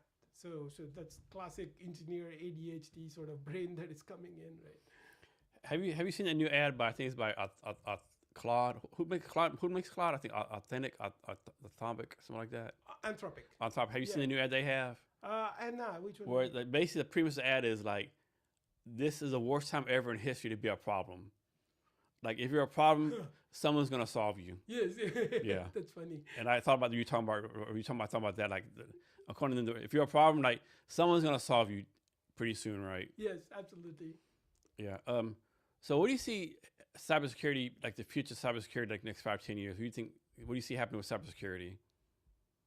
Yeah, I think just given the geopolitical landscape that we are in, I think cyber warfare is a huge money spender, huge market, whatever you call it, and that requires all our systems to be up to date and really be able to sustain any sort of attack there. Something I got really interested in is that ability of some of the quantum algorithms to break some of the encryption. So that's an area that a lot of research is happening. I think AI and agentic AI security, who is doing what kind of agents are doing what, are they allowed to do that stuff, can Can agents be manipulated into doing something that is not good for the world? All those kind of new challenges that are coming up or have come up because of hyper automation, if you will. That would be a big thing. I think as we get into connected world, as we have a lot of sensors everywhere, how do we keep the data private? That is another thing where I think cybersecurity would be really important. What's your digital footprint? How do you know your data is not being used against you? That from a personal standpoint, that's definitely something that concerns me. So what do you think is the future of like people like getting careers in cybersecurity? Do you think it's like a good career field to get into as far as like cybersecurity careers? Yeah, I think it's always a good career to get into. It's very complex, which means it would pay well once you have those skills. But it's a high barrier to entry. Working with a couple of folks right now who are wanting to get into cybersecurity and trying to understand like hey, what skills should I acquire or what have you, and how do I put those skills to do something hands-on, proof of concept or what have you. So I think more and more you're going to see people who have good communication skills, good analytical skills, good language skills, good just street smartness, sort of thinking about stuff, be successful in any career, but cyber careers for sure. I think this will be a field where there is always need, and those jobs will pay well at a relatively safer sort of way to perform the job. So I do think that's a good career field if you're analytical, if you like research, if you like solving bigger problems and stuff like that. Does the career in cybersecurity require some kind of college degree? No, not particularly. Okay. I mean, you can learn most of this stuff from YouTube videos, certification, and stuff like that. Networking is a very big part. So learning networking, computer networking, sorry, is a very, very big part. Learning computer networking is huge, and you can do that without college degree. People networking is a big part too. Yeah. And learning people networking, no college degree will teach you for the most part anyway. People networking, working with people, that kind of stuff doesn't require college So degree. when I think of cybersecurity, I think of like spy networks, 007, James Bond, spying. Is that really what happens in cybersecurity? Or is it like more kind of more boring than that? Oh, it is way more boring Okay. than that. Like 1% of people, maybe that happens for 1% of the people, 10% of their career, their day. I think most of us, it's like, hey, have you patched your things? Patch Tuesdays around, a new patch in the system is out there. Have you downloaded and installed it? Have you enabled multi-factor authentication? Okay. Have you rotated your keys and all that kind of stuff? Is there anything, I'm sure the answer is no, but is there such a thing as an unhackable system? I haven't found one yet. Okay. I'm not a hacker, so maybe there is. I haven't found I remember one. back in the day, the Department of Military personnel system got hacked, you know? Oh, it's even hacked today. I mean, the Yeah. stuff that Russia did, right? Yeah. Here's one for you, right? So is there a law that says like, Shot Guy's company gets hacked?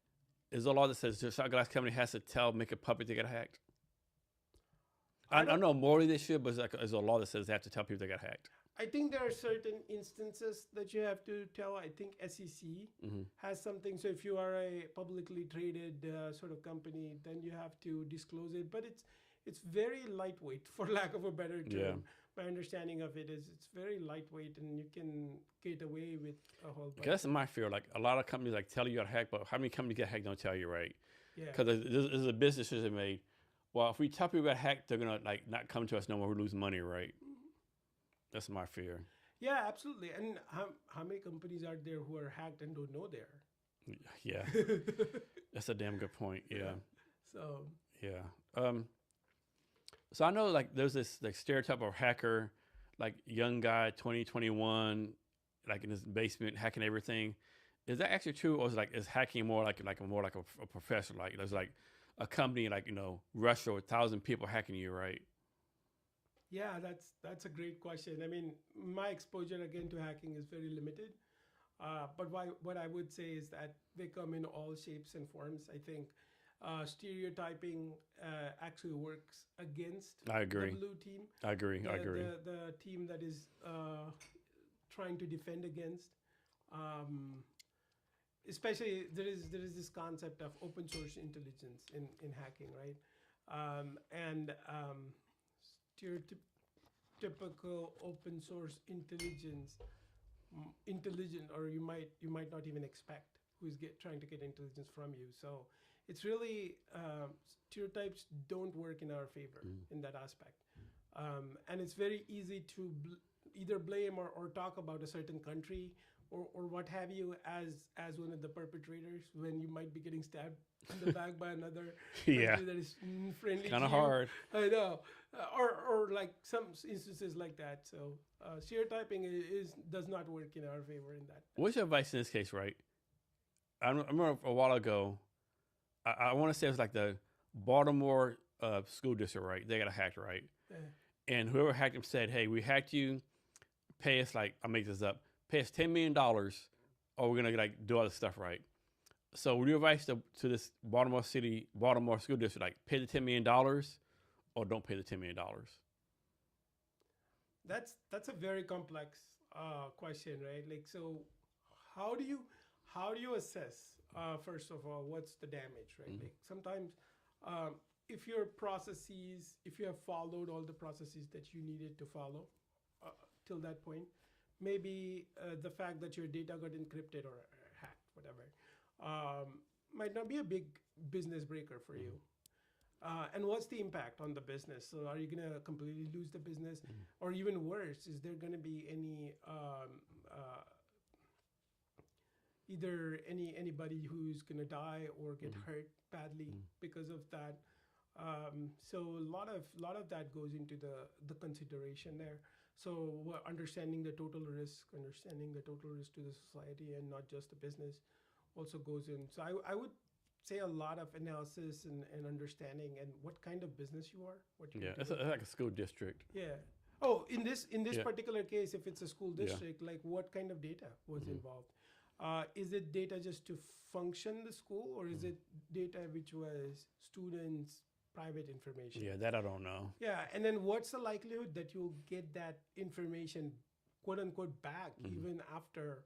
I've heard that even after a ransom, for example, is paid, only 50% of the time you actually get the data back. And what happened in this case, I could be wrong. I may be making this shit up, but I'm pretty sure that they decided to pay the $10 million, and guess what they did? They said, "Oh shit, we didn't think you would pay this, so obviously you can afford this, so now we want $10 million more, and then we'll do what you need to do, right?" Exactly. So my thing was like, don't pay the money, because I mean, how can you trust them, right? Yeah. I mean, in general, I think. And just be upfront with your customer base. Hey, we got hacked. You know, they're asking $10 million. If you can't afford it, right, this is gonna happen, right? Yes. And then help your customers like negate what's gonna happen to them. You know, like change your passwords, change this, change that, right? Yes, absolutely. Yeah, there's some really interesting anecdotes about that ransomware kind of stuff as well. I think big challenge, like suppose like someone hacks we'll say I don't know, Expedia, right? Expedia can probably like fight them back. Expedia can probably pay the fine. But if someone hacks like Spyglass company of 100 people, they say they're making like $800,000 a year, right? Yeah. Let's say they're making $10 million a year. Sure. And they say, "Hey, we hacked you. We need $2 million." They can't pay that. Exactly. Yeah. You know, they can't pay. It's like, do I pay this? I've got a business, or like, man. Yeah, it's a tough situation, and that's because there's no such thing as like hacking insurance, right? You can't pay insurance for like. There is. There is. Okay. Okay, I didn't know that. Yeah, there is ransomware. I guess it's pretty expensive. It is. It could get expensive. Now the good news, I think, there is that as you're buying this ransomware or any sort of cyber insurance, you have to follow certain things to qualify for the best rates and all that stuff. So cyber insurance or buying that actually encourages good cyber hygiene, if you will. So that's definitely a thing there for sure. So talk about like In your mind, how is AI, quantum, and cybersecurity going to intersect in the future? How those are how's AI, quantum, cybersecurity going to like combine in the future to make everything better?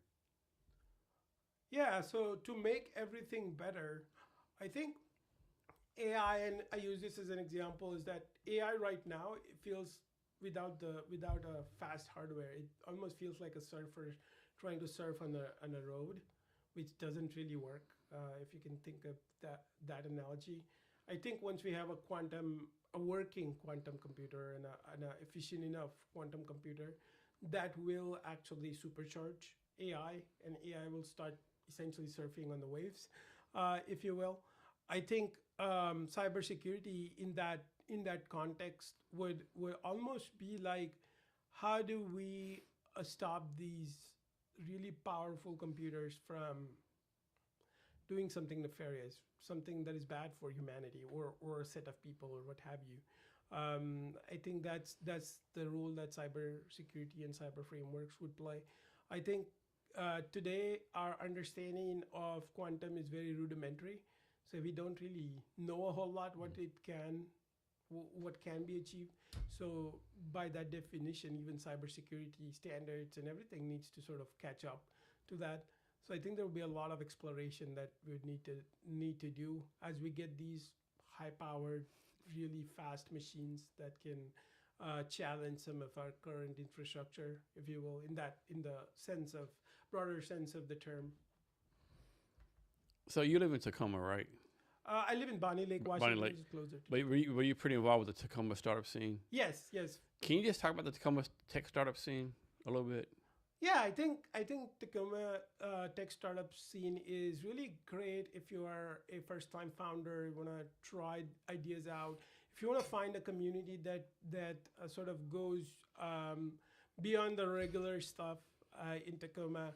I have also attended and being sort of pseudo part of other areas tech scene. I've always found Tacoma to be a very welcoming sort of community, Tacoma startup community to be a welcoming community. They're really looking to help rather than being sort of in business or in startup community specifically. It could be seen sometimes as very punitive or sort of cutthroat, if you will. Tacoma is not like that. I feel like obviously Tacoma being a small city doesn't have like you're not going to find a VC, maybe one or two. But yeah, I know. Tacoma Ventures Fund is there, a couple of angel investors, yeah. Exactly, but you're not going to find a VC who just sign a check for millions of dollars. Yeah. Or we're not going to find like $10 billion deals in Tacoma, right? But we're going to find a very vibrant and supportive community. Yeah, sure. I agree with you. I think my criticism of Tacoma is like I've been over Texas 2015 in Tacoma, different places, right? And Tacoma, like they make a lot of progress, right? And then like it just dies down, right? Yeah, feels like one or two steps forward. Yeah, it's like they make progress. They're doing events. They're doing stuff. Like companies are doing, and they're like just like that for no reason. Like it just disappears. Like what the fuck happened, right? Right. And 2 years later, we're back at it, right? Like you missed 2 years, right? Yeah, yeah. I don't know, right? I don't know what it is. And the thing like everyone goes to Seattle, right? But like Tacoma, they have like so much talent, right? You have like Pacific Lutheran, University of Washington Tacoma, University of Puget Sound, Evergreen College. Yes. I'm sure I'm missing a couple. I think there's another college I'm thinking about, right? There's just so much talent, right? So much like computer science degrees, whatever. But it's just like, I don't know. It's like something's missing there, right? I'm not smart enough to figure out what it is, right? I know, yeah. I mean, Pierce College. Pierce College, yeah. Too, yeah. Yeah. And Fort Lewis is there. Yes. McCord Air Base. They call it Joint Base in Lewis McCord there now. Yeah, Joint Base. Bremerton, the Navy base. Yeah. There's just so much talent there, right? Yeah, so much. Yeah, absolutely. Yeah. What you're saying makes a lot of sense. Like, I've seen that a little bit of that cycle too. Like, hey, we are going at it for the last 2-3 years, and then we pause for some weird reason. It's like, oh, it's the holiday season, right? Yeah. And so I have a theory, I have no proof of it, right? So in my opinion, is like, so the Bay Area is the mecca, right? As far as tech, VC, all that kind of stuff, right? Bay Area, yeah. In my opinion, Seattle tries too hard to be San Francisco, and Tacoma tries too hard to be Seattle, right? Yeah. Like, embrace what you are, embrace what you do, and own it, right? Yeah. Like, don't try to be someone else. Like, just be yourself, and good stuff will come. Yeah, absolutely. I 100% agree. Like Tacoma has a lot of talent in just being themselves. Might have different kinds of startup. You're not gonna get tech startups. Yeah. But maybe you have different kinds of or Tacoma has different kinds of startups. I mean, hopefully Joseph's the first unicorn there, right? That's what we are all hoping for. Let's see. And isn't another company there that did really good? Man, I know they're part of Maritime Incubator. Man, it's Agua, something like that. Oh, Aquaga. I mean, they did okay. I know they raised some money. They did okay, right? Yeah. They are in the PFAS. PFAS is what it is. PFAS, yeah. Yes. So they're actually solving a really important problem. They got, if I remember correctly, they got a couple of really big contracts and stuff. That's. I know they had a really successful refunder. Yes. For sure. So that PFAS that's like climate tech stuff. Yeah, as far as I can understand, like some of this I have no idea what it is. Yeah, exactly. What the fuck is this? Something in our water, some sort of plastic kind of thing in our water that we consume, which is not good for humans. Yeah. Yeah, I mean, I can see how consuming plastic, credit cards worth of plastic is not good. Here's a question for you. Like, obviously, you know a lot of tech startups, right? Sure. What's like? Suppose you have Mark Cuban money, right? What's the one tech, and not counting yours and not counting Joseph's, right? Sure. But what's the one tech startup you'd invest in if you had like unlimited money? Huh. If I had unlimited money. Like Mark Cuban money. Huh. Like the tech startup here in the Tacoma, Seattle, you'd invest in. I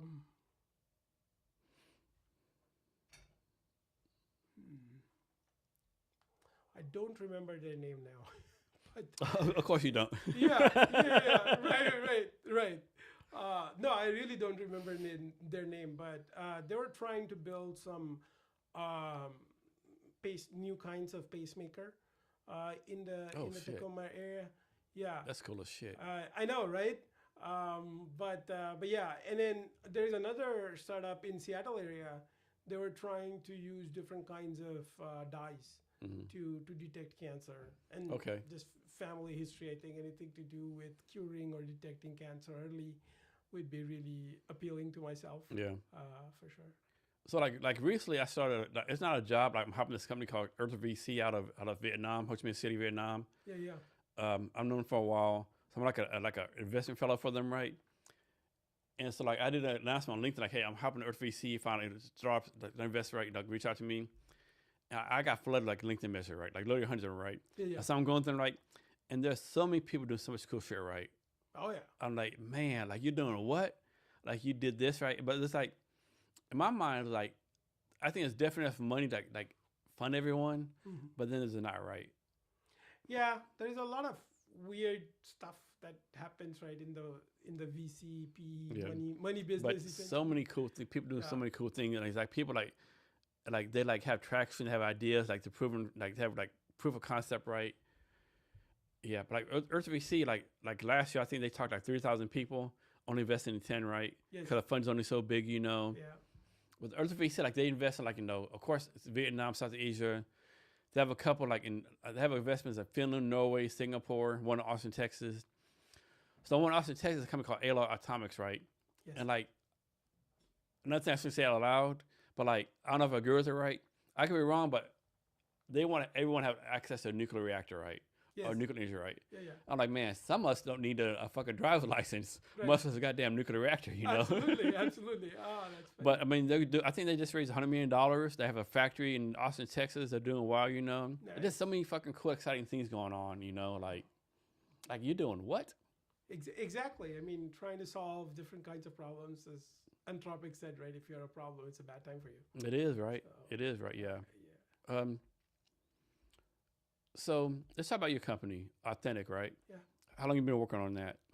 Othentk as a company has been alive for 2 years now? Oh my God, it's 2026. So I started it in November of 2023. And what problem are you solving? So I think the reason why I started Othentk, right? So at the time I had little kids, twins, changed their diaper one night and then read this article about baby cameras and attackers hacking into them. Got really triggered. and the problem really I'm solving is how do we protect families like myself and communities around us to these malicious actors, and how do we build resilient, secure systems from the ground up. So right now, one of the things we are facing challenge with is our systems were designed and built multiple decades ago, and that back then cybersecurity was not like priority. Now it is, and so therefore many people are having to um, sort of slap cybersecurity on top of systems, which is not great from a performance perspective, not great from a quality of outcome perspective. So how do we build systems ground up with cybersecurity in mind, but at the same token, which would perform and have the same quality that is required to stay afloat and alive in this day and age. So what do you see as like the future of your company? Oh, from an Othentk standpoint? Yeah, I mean, building products that are secure in the personal slash business space, mostly in the networking space, because most of security is networking, and then also bringing more and more people into the fold in some way, trying to be that bridge between the haves and the have-not, and how do we bring more and more people into the technology has fold over time. So that's what I see for Othentk, and how I'll do that. I feel like it would be different from year to year. It would be it would change over time. But I think from a what and why perspective, I'm seeing like that bridge between the haves and haves not, and the have-nots, I guess. And then just securing, providing a slightly better or slightly more resilient sort of infrastructure. And you actually have you also have a full-time job you work on, right? Yeah, I do. So like, how do you do this, right? Like, how do you work a full-time job, work your startup? Like, how do you keep on like, like, man, my startup is what I want to do. Fuck this job. Let me quit the job and like go full-time on the. Of course, I'm sure your wife has a say in that, right? Yeah. Like, how do you balance that, right? Yeah, I think that's very valid question. I struggle with ADD or ADHD for the most part. Now I realize it's called that, but before I just struggled with it. Anyways, prioritizing things is really important. Like first priority is always family and the kiddos. And the wife, whatever, the family. And then the second priority is what keeps the family afloat. Right now it's my job, so it'll be my job for a while. And then the third priority is my pet project, which is Othentk. So yeah, and then over time, hopefully the pet project would become second and the job will become either get off or what have you. And how is it just by yourself with Othentk, or you have people with you? Well, right now the company itself is just me and a partner. Mm-hmm. But then we have a couple of interns that we work with here and there, but not full-time employees, if you will, yet. So start off subject, right? Let's talk about your cousin, right? Yeah. So your cousin's pretty talented, right? So if Yeah. people don't know, I did an event in July called Seattle Tech Week, Cabinet Secretary Tech. My guy couldn't be there, so he had his cousin present his company, right? Yes. Your cousin did an outstanding job, right? Yeah, he's amazing. Yeah. And so he goes to California. He goes to college in California, right? Oh, he actually graduated. Oh, did he? Okay. Yeah, a couple, and actually he's looking for a job right now. What kind of job he's looking for? So software engineering, networking, or Okay. Computer networking. Okay. For sure. He is also focused on application development, amazing application developer. This site actually, he built it out in, I want to say, hour and a half. What? Yes, Oh, because shit. I talked to him at 10 p.m. India. I was in India back then. 10 p.m. India time, which is 10 a.m. roughly 10 a.m. here. And by midnight, he was like, "Hey, can you test this out?" I'm like, "Oh wow, this looks amazing." And if you go through all the it's a pretty good site. Yeah. it's What college did you go to? oh my God, he went to one of the UCs. Okay. I think UC Santa Barbara. Okay. Something like that. All right. Yeah. Yeah. Santa Clara. Sorry. Yeah. But I remember in the like Bay Area. I remember like he presented like he was like, yeah, he fucking killed that shit. Yeah, he's just amazing, and he's a great communicator Yeah. as well. Yeah. Yeah. You can definitely tell that. Yeah. Yeah, yeah. So let's talk about an event I did, like Seattle Tech Week, Cabinet State Talk at Tech. What did you get out of that? How was that for you? I know you weren't there, you had something else to do, but like, did you get anything out of that as far as like customers or anything, or like whatever we want to talk about? Yeah, absolutely. We got a couple of things out of that. So first of all, we got like great contacts in local data centers and what have you. So that was really good to bounce the idea off of and get sort of market discovery. That there is we are not just imagining the problem in our head, right? So that's important from an engineering standpoint. The second thing we got out of that is networking and just learning what other startups do and how we can collaborate. And I wouldn't go into too much detail right now, but there are a couple of places that our cybersecurity networking focused startup could collaborate with, for example, one of the robotics startup in the area. And how could we join ventures? Again, kind of going back to that analogy of like, hey, we have the 100 people working on the shot glass. Now we only need 25, but there is new opportunities that come up. Yeah. Because we freed up those 75 people, right? So same thing, like just because there are 6 or 7, I think 6 startups in the people who presented there. It was like 16. Oh yeah, 16. 16, Yeah, sorry, not 6. 16 startups. I think there is a lot of interplay and crossplay and projects you can work on together and value you can create, problems you can solve by working together and through partnerships there. So I definitely found a couple. Yeah. Joe and my friendship got much stronger after that for sure. Yeah, one thing I didn't want to do another pitch competition, right? Everyone does pitch competition, right? I want like and like usually like there's a lot of AI stuff going on. I don't want someone to do it like basically like a tech trade show. Like just wanted to do. Yeah, and pitch competition I feel like is, how should I say like this? A dog and pony show almost, you know. Yeah, and you don't have anything to show usually, right? Like show what you're building, right? Yeah. Even if it's a computer or a slide, right? Like show your building, explain it, right? Yeah. Yes, absolutely, yeah. So it was amazing to be able to demo Authentk Anchor and NetRaptor prototypes there. So definitely enjoyed it, and Arin also had a good time, enjoyed it.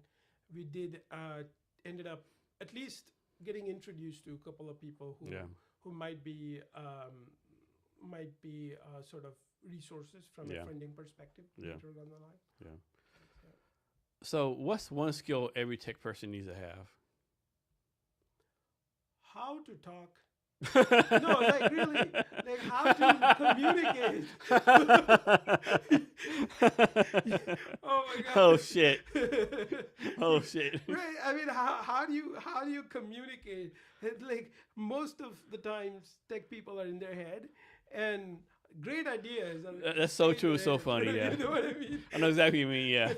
How to communicate? How to bring those ideas out in the world? You know.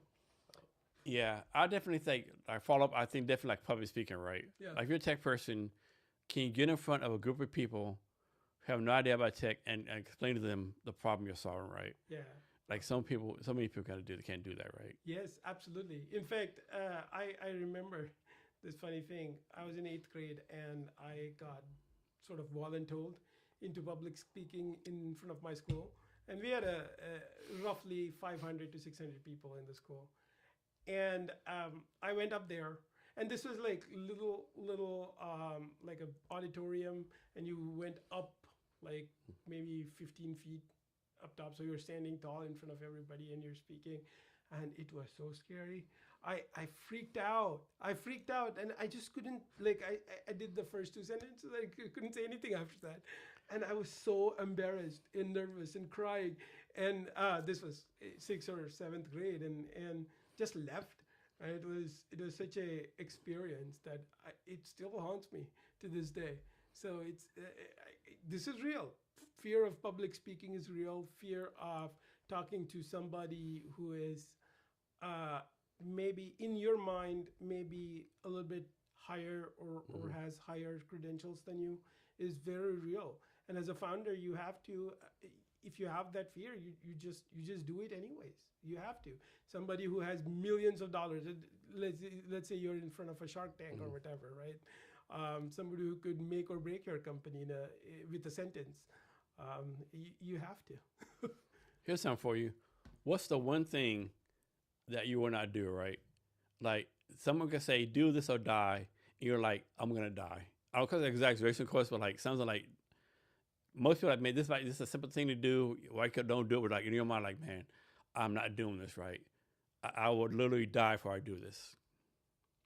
Yeah, I think I do believe in a lot in do no harm kind of philosophy.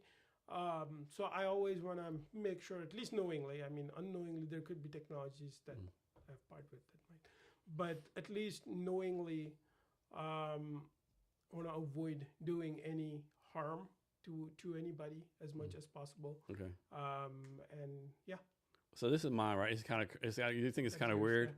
but I was like, I get nervous when I public speak right. But I will not rehearse in front of people, right?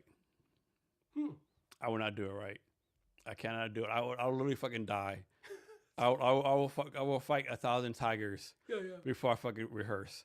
Now I can like get in front of like set up tech week, different events, 500, 300 people. I get in front of them, right? But like someone said, and especially like if I know you, ain't no fucking way. Oh yeah. Like if you said, hey, like suppose I was giving a speech like next week or somewhere, right? Yeah. You said, hey, Jason, want to rehearse? I'm like, no. You're like, Jason, here's $1,000. No. Yeah. I can't do it, right? I don't know if it's society or whatever. Like, I just cannot do it, right? Yeah. It's like I don't know what it is. Like, yeah, I can't do it, right? That's my thing. Like, I would literally die and fight 1,000 tigers before I like rehearse a speech in front of someone. And somebody that you know, especially. Yeah, especially if I know, oh, ain't no fucking way. There's a small chance, like some like random dude came off. Hey, Jason, I heard you giving a speech. Can you rehearse me?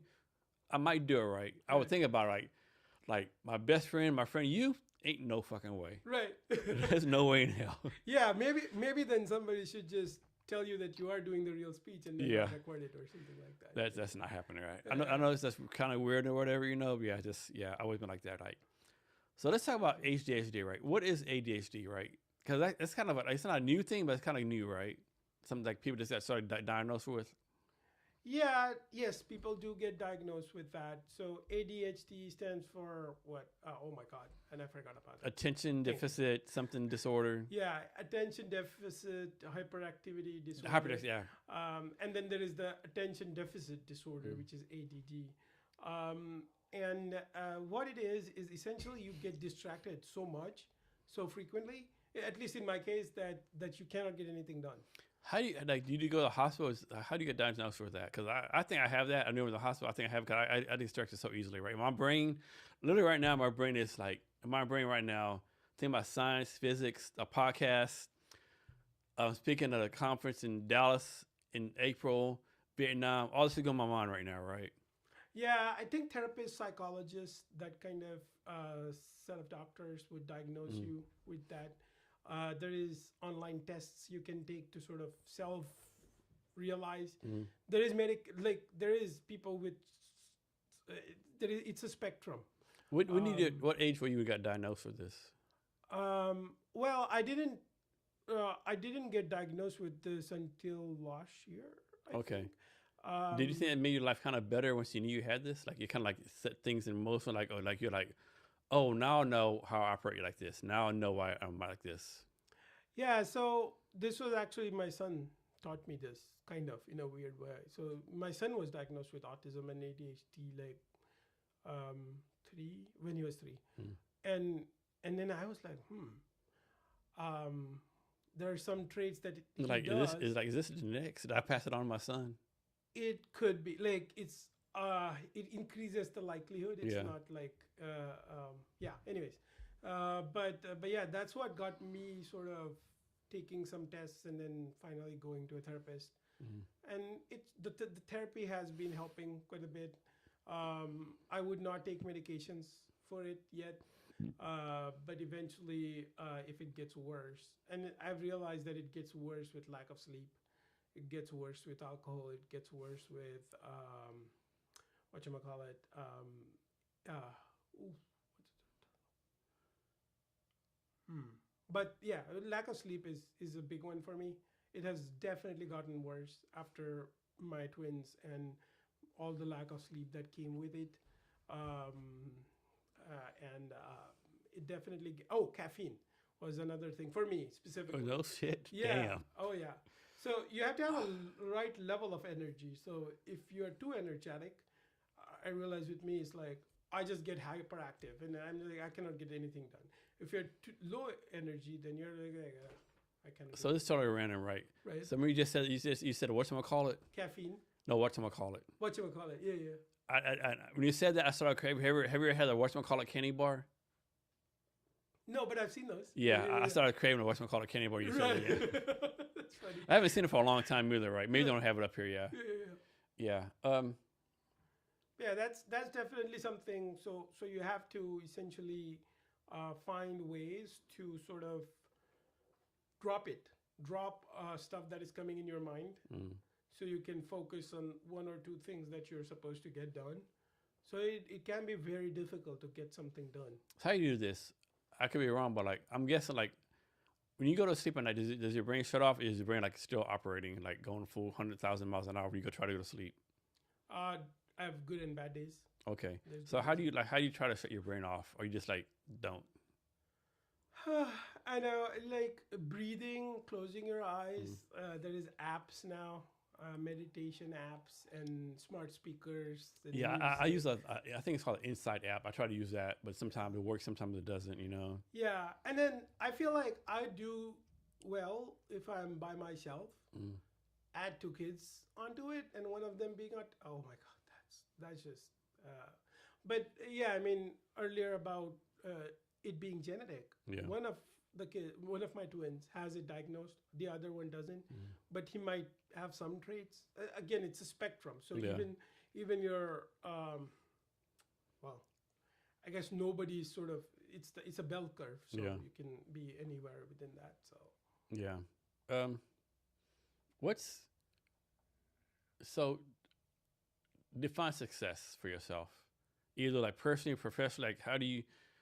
Like how do you determine like you've been successful? I think being able to live life without having to worry about money, for example, or worry about what am I going to eat tomorrow, how am I going to feed my kids tomorrow, that kind of stuff. I feel that's a huge privilege, success, if you will. Ability to work on things where you can actually think about something or somebody else rather than yourself.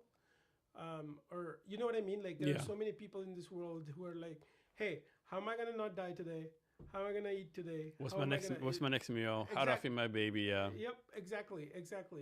So the moment you stop having to think about that, and you can start thinking about bigger stuff like quantum or tech or whatever. Yeah, in Army we had to say in the Army, like you said, say in the Army, it's kind of bad analogy, but you say in the Army, like, okay, we need a plan for this, then a plan for that, all this big vision thing. But we're like, I'm like in a sense, I'm a knife fight with a dude 6 inches away from me right now, right? Yeah.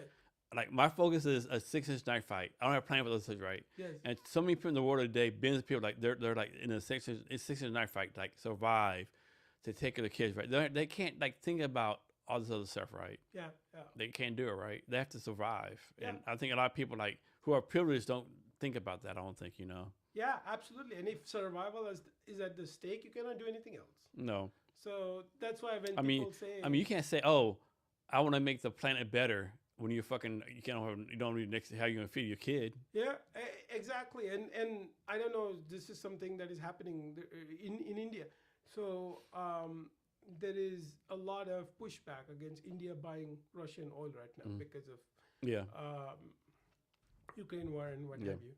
But if you look at it from the other side, if India stopped buying Russian oil, 1.4 billion people, that's a sixth or eighth, maybe depending of the world's population, immediately would face a huge impact out of it. So how do you know what I mean? Like these people, they have to think about like, how do I live? How do I feed my kids? Yeah. How do I do the day to day, right? And gas is not as cheap there, right? Like, No. so something like that. A good example. So I've been in Vietnam 3 times. So I went there 2 times ago, right? Yeah. And so there's a thing called something River Delta. I said a tour, right? And so there's 11 people in the tour. I'm an American. Like there's some Russians, a lot of Europeans, right? And we go to the Delta, right? There's all these factories, coal factories. All the Europeans like, oh, how can you like do this? It's screwing nature. Like, do you realize like these people make like $300 a month, right? Yeah. Like this was here, they would literally die, right? Yes. So take your European, climate, whatever you want to call it, and stuff your ass, right? Yeah. Because they're like surviving right now, right? Yes, exactly. And like, I just like so many people like don't get that right. Yes, absolutely. And they're in their 6-inch knife fight. Yeah. Is it like there's all these factories, there's coal, whatever, everywhere, smoke everywhere, pollution everywhere, but like they have to survive, right? Yep. Yeah, survival comes first. And that's the thing is that like, and that's a privilege, and success is if you don't have to think about survival, or if survival is sort of given for you. Yeah. But So let's do this next, right? So I have to use the bathroom. yeah. So what I'm gonna do is like I'm gonna put the microphone in you, and I want you to talk about like how your company got started, what your company's focused on, is a big dream vision for your company. Yeah, so started focused on and big dream vision. Yeah. Yeah. Okay. Yeah, absolutely. I'll be right back. Absolutely. Yeah. So hello, audience. So my company, it's Othentk, and a couple of years ago, I got triggered, as I said earlier, about just the state of security and cybersecurity in our communities, and that's when I signed up for this program called National Security Innovation Networks Foundry Program. And the intent of the program is essentially to pair up aspiring or founders with technologies that have been built for government use but have been declassified since and what have you. So we were paired up with this really cool technology in cybersecurity area. And I was paired up with four partners, if you will. So through that competition is where we were able to do market discovery and customer discovery quite a bit. And that's where two of us decided to sort of graduate from the program and actually start our company. We started our company roughly November of 2023. And then since then, we have pivoted a couple of times. And then as I talk about the grand vision or something that I want to do with the company is that I want the company to be always in the business of building resilient, secure, and high-speed products. And why is to solve that specific problem of our communities to not have resilient internet, for example. They have a lot of, it's really difficult to keep our data private, keep our communication methods, who can talk to us, private. So I am focused in that arena right now. Anyways, down the line, I really look at these technologies, the three pillars, if you will, the quantum, AI, and robotics, and I see them driving the world forward. And therefore, I wanna focus on one of those pillars, which is quantum, and at the same token, teach my kids about that. And how do you teach somebody who's 5 those very complex physics and very complex concepts that are more so than being complex are very counterintuitive, if you will. So that's what I'm starting to think about, and how do I write or build content to bring people into the fold. And Jason and I were talking earlier about the haves and the have-nots. So how does Othentk become that bridge between the haves and the have-not? So, and I see a rack, Jason. So, but no, keep on talking, won't you? yeah, no, I just kept audience entertained, and I was just thinking like, hey, this guy just left me, and I don't know how much time it will take. So now you're back. So now you can ask questions. Is this your first startup? Um, this is my first startup by myself. Okay. Yeah, Okay. yeah. So you moved here. You moved here from India, right? Yes, I did. How old were you when you moved here? 21. Okay. Yeah. And why did you move here? Like for college or something, or just like? Yeah, so it was complex, as all the decisions are. So while I was doing my bachelor's, I was staying as a paying guest at my ooh, cousin in-laws or cousins in-laws, whatever, and they inspired me to move here, and talked about U.S. really highly. So I decided to do my next education here, and I got triggered in a positive way, um, by a book I read at that time. It was called The Toyota Production System, or The Toyota Way, excuse me, by Jeff Liker. And I got triggered about like how you can lean manufacturing and manufacturing particularly is working. And then I started researching institutes in that and decided to do my master's in manufacturing. How often do you go back to India? Once or a couple of times every year. Okay. Now that I have like a free pass to go in and out however many times I can. Yeah. Two. I've done two at the max. Yeah. So what's something about India that U.S. Americans knew about? Oh yeah, so Indian food. I feel like people in the U.S. sort of equate Indian food with like either one or two regions of India, and Indian food is way more diverse than those. In fact, so much so diverse that some of the Indian food might be closer to food here than some of the other foods in India, if you will. Same thing with language. People associate Indians with like long last names, right? Like that kind of stuff. So much. India is really, think about Europe if it was a country. It's like that. Okay. And it's really, really diverse. Because it looked like billions of people live in India, right? Yeah. Oh yeah. A lot of racial diversity. I mean, it's been around for a long time, right? So the country, or what is India today, used to be kingdoms and different monarchies and what have you.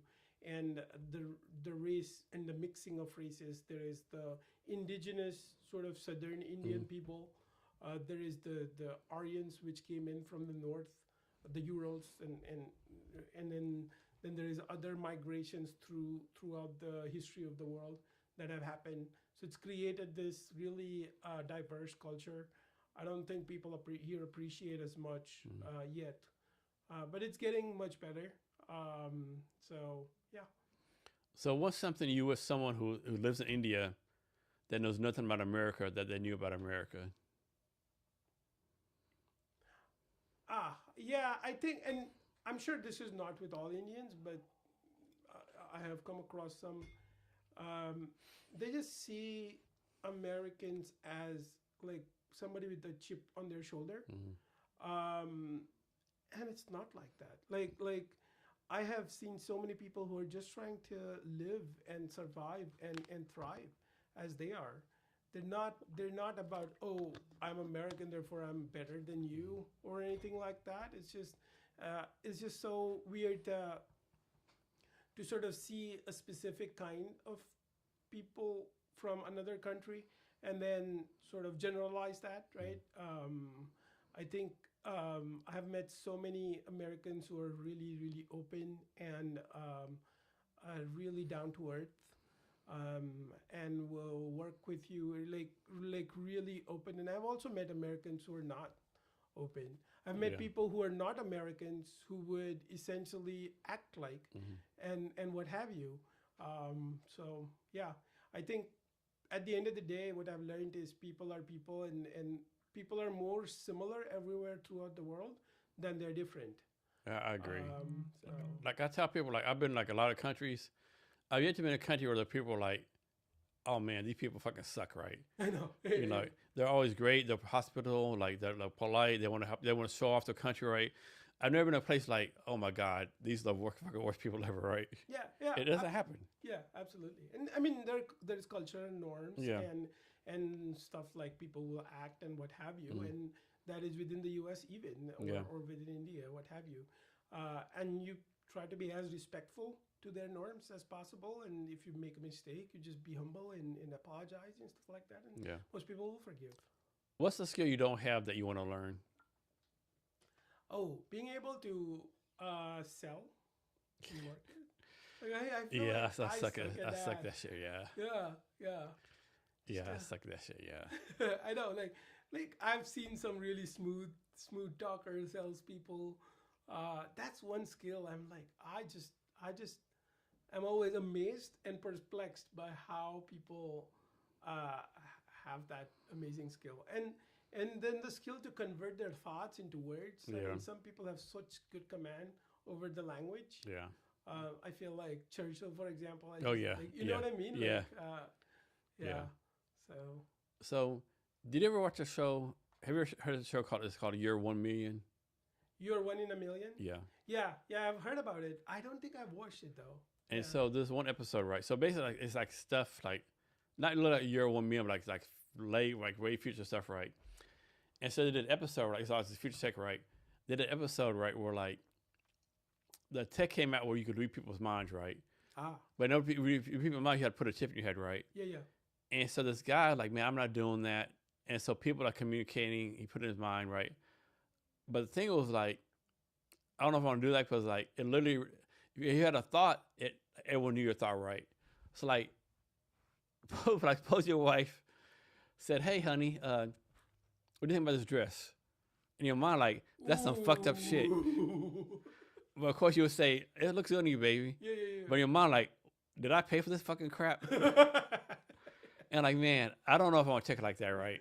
Yeah. Like, okay, imagine like you're like in a meeting. Yeah. And your boss had an idea, and like, man, this is a stupid motherfucker. You know what I mean, right? Yeah. That'd be kind of dangerous, right? Absolutely. Dangerous. And then like just think like you couldn't lie no more, right? Yeah, I think some things because you can't control your thoughts. Oh yeah. At least I don't think you can. I can control my thoughts. Oh, you can? I can't. No. Oh, you cannot. No. Yeah, me neither. No control your thoughts, right? Oh my God, neither. I mean, can you imagine like, man? Can you imagine like everyone can read your mind, or whatever, and like your 4-year-old daughter, "Hey, daddy, can you come to my whatever?" You're like, I would rather fucking die than do this bullshit, right? Oh yeah. You're like, right? Yeah. So hopefully that never happens, right? Oh yeah. Oh, absolutely. Yeah. If people could read my mind, oh my God. Yeah. Another thing they had to do, like so kind of sad. So the couple, their daughter died, but they transferred the daughter's consciousness to an AI robot that looked just like their daughter. And the husband like, hey, honey, it's not our daughter. And I know it's not, but I want her around, right? I can't do it without, right? Yeah. And so they transferred the consciousness of the real daughter, actually died into the AI robot. And it was just exactly the same. Yeah. Like, man, it's like, that's kind of dangerous, right? Like, man, can you imagine? Like, I ain't gonna lie, like, so we had a dog, Blue. Not the same thing, we had a dog, Blue, right? This is all like 10, 15 years, the dog died. If someone said, hey, we could transfer your dog consciousness to an AI robot dog, I would have fucking done it. Like that. Yeah. Yeah, like that. Yeah, I actually had somebody in my family passed away recently. And when they're diagnosed with terminal illness, I actually thought of making an AI sort of version of them, but it just didn't feel right. No. You know? Yeah. Like, humans are humans. Yeah, I know that's the thing. Like you're about to die. You like do all these videos and memories and stuff. You know. Yeah. And like 20 years later, you can talk to your great grandkid. You know. Yeah. Even to me, that's kind of weird. You know. Yeah, I mean, if I get the point, I get it. Yeah. Or something like that, it's great. But I feel like replacing a person with something non. And not only that, like suppose we did that, right? Yeah. Suppose everyone that died, you could replace them like an AI robot, right? Like, man, it's like 8 billion people. That's like 16 billion organisms on the earth, right? Yeah. And if you're an AI robot, then I mean they take energy. I mean they take resources, right? Yeah, absolutely. Yeah, and people don't think about that. Yeah. Yeah, and then what's the incentive to live? Damn. Yeah, I didn't think about that. Yeah. You know, like what? Why would somebody? Here's one for like suppose like you suffer from depression. Like, you know what? I know my kids set this stuff up, so I'll go ahead and kill myself because I know I'll live on anyway, right? Yeah. That's fucking scary thought. I know. And then not even kill you, because you wouldn't, and that's how I think, is that, like, let's say if I can transfer my consciousness into a perfect body, Yeah. like, which would never age and stuff like that, what's my humanity? You know what I mean? At that point, and it's like, what's okay? Uh, the almost it's weird, but like almost the fact, like the whole aging process and all, it's almost Yeah. what makes us human. The end actually justifies. I mean, the everyone sort wants of to live forever, journey. but like, why, right? Of course, like, if you live forever, of course you do different things. Like, suppose someone told me I live 300 years old. Okay, you live 300 with no money, your life kind of sucks, right? Right. But like, you said I could live. Here's the question: like, would you really live 300 with no resources, just like in your room watching Netflix, or live to 60 with unlimited resources, right? Like, you can do whatever you want, like money. You can travel here, travel there. I'm fucking 60 without a doubt, right? 'Cause I can travel. I can see like Iceland. I can see Norway. I can like do whatever, right? Yeah. Whereas 300 years, like you just fucking in your fucking room watching TV. Exactly. What kind of life is that? Yeah. I always pick the middle option, so I don't know if that is. Here's a question for you, Yeah. and I think I'll hear an answer, right? So let's say you have two options, right? So suppose you're 20 years old. You're 20 years old, right? Yeah. And you have two options. One option is like live to 80. Yeah. But you have like a normal life. You get sick. You know, you sleep 8 hours a day. Basic middle class life. You get sick, whatever. The average middle class American life, right? You die 80, Yeah. disease, whatever. Yeah. Or you live to 50. But you live to 50, you don't have to go to sleep. Unlimited money. I'll backtrack. You live at 80, and like 2 generations, everyone forgets you. Like your grandkids don't remember. No one remembers you, right? Yeah. But second scenario, you live to 50, unlimited resources. You don't have to go to sleep. Do whatever you want. And you like you get cancer. You like do something dope, and like generations, thousands of years later, people remember you, right? Which one do you pick? Oh, obviously 50, because like the impact of my. You know work something matters. crazy? Yeah. I've asked that question maybe 50 people. You're the only third person to say 50. Really? Yeah. Huh. Which to me is fucking bastard crazy. Huh. Everyone picks 80. You're the only third person has picked 50. Wow. So like they're like all of them are like I would rather live.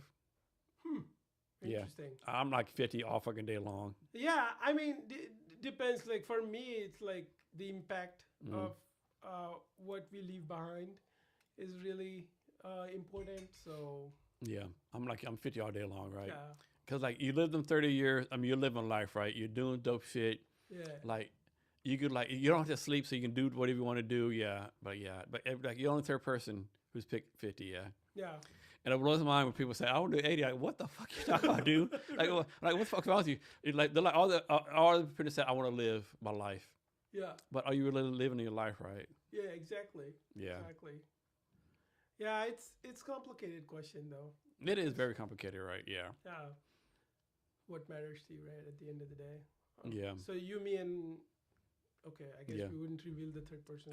yeah. I can't remember his name actually. Oh. Yeah, But it was a he. yeah, Oh, that's yeah. interesting. It was a he. Yeah, yeah. Okay. It's just so many complex things. Yeah. Yeah. Do you have a favorite AI agent like Grok or OpenAI or any Perplexity? Yeah, I like Gemini. Gemini? Okay, I mean, that's a Google one, right? yeah, I mean, I got to using it through my work and just sort of got accustomed with it. And Yeah. haven't Like, how does really- someone choose? Like, I got OpenAI because I whatever reason I'm so invested in them, right? Yeah, I use like Claude once in a while, but it's like I always go back to OpenAI. exactly. I've used Perplexity and ChatGPT a couple of times, but I always go to Gemini first. Yeah. Who's Perplexity you buy? There's this Indian founder. It's an Indian company. I Okay. think. I I've don't never used remember them. the name. There's a DeepSeek out of China. Oh, there's a deep. Yeah. I don't know. There's Grok. Some things like Grok, I think actually Grok is actually like better than ChatGPT. Some things, Yeah. but I always just go back to OpenAI. It's just like I mean, Yeah. because it knows me, has my history, like Yeah.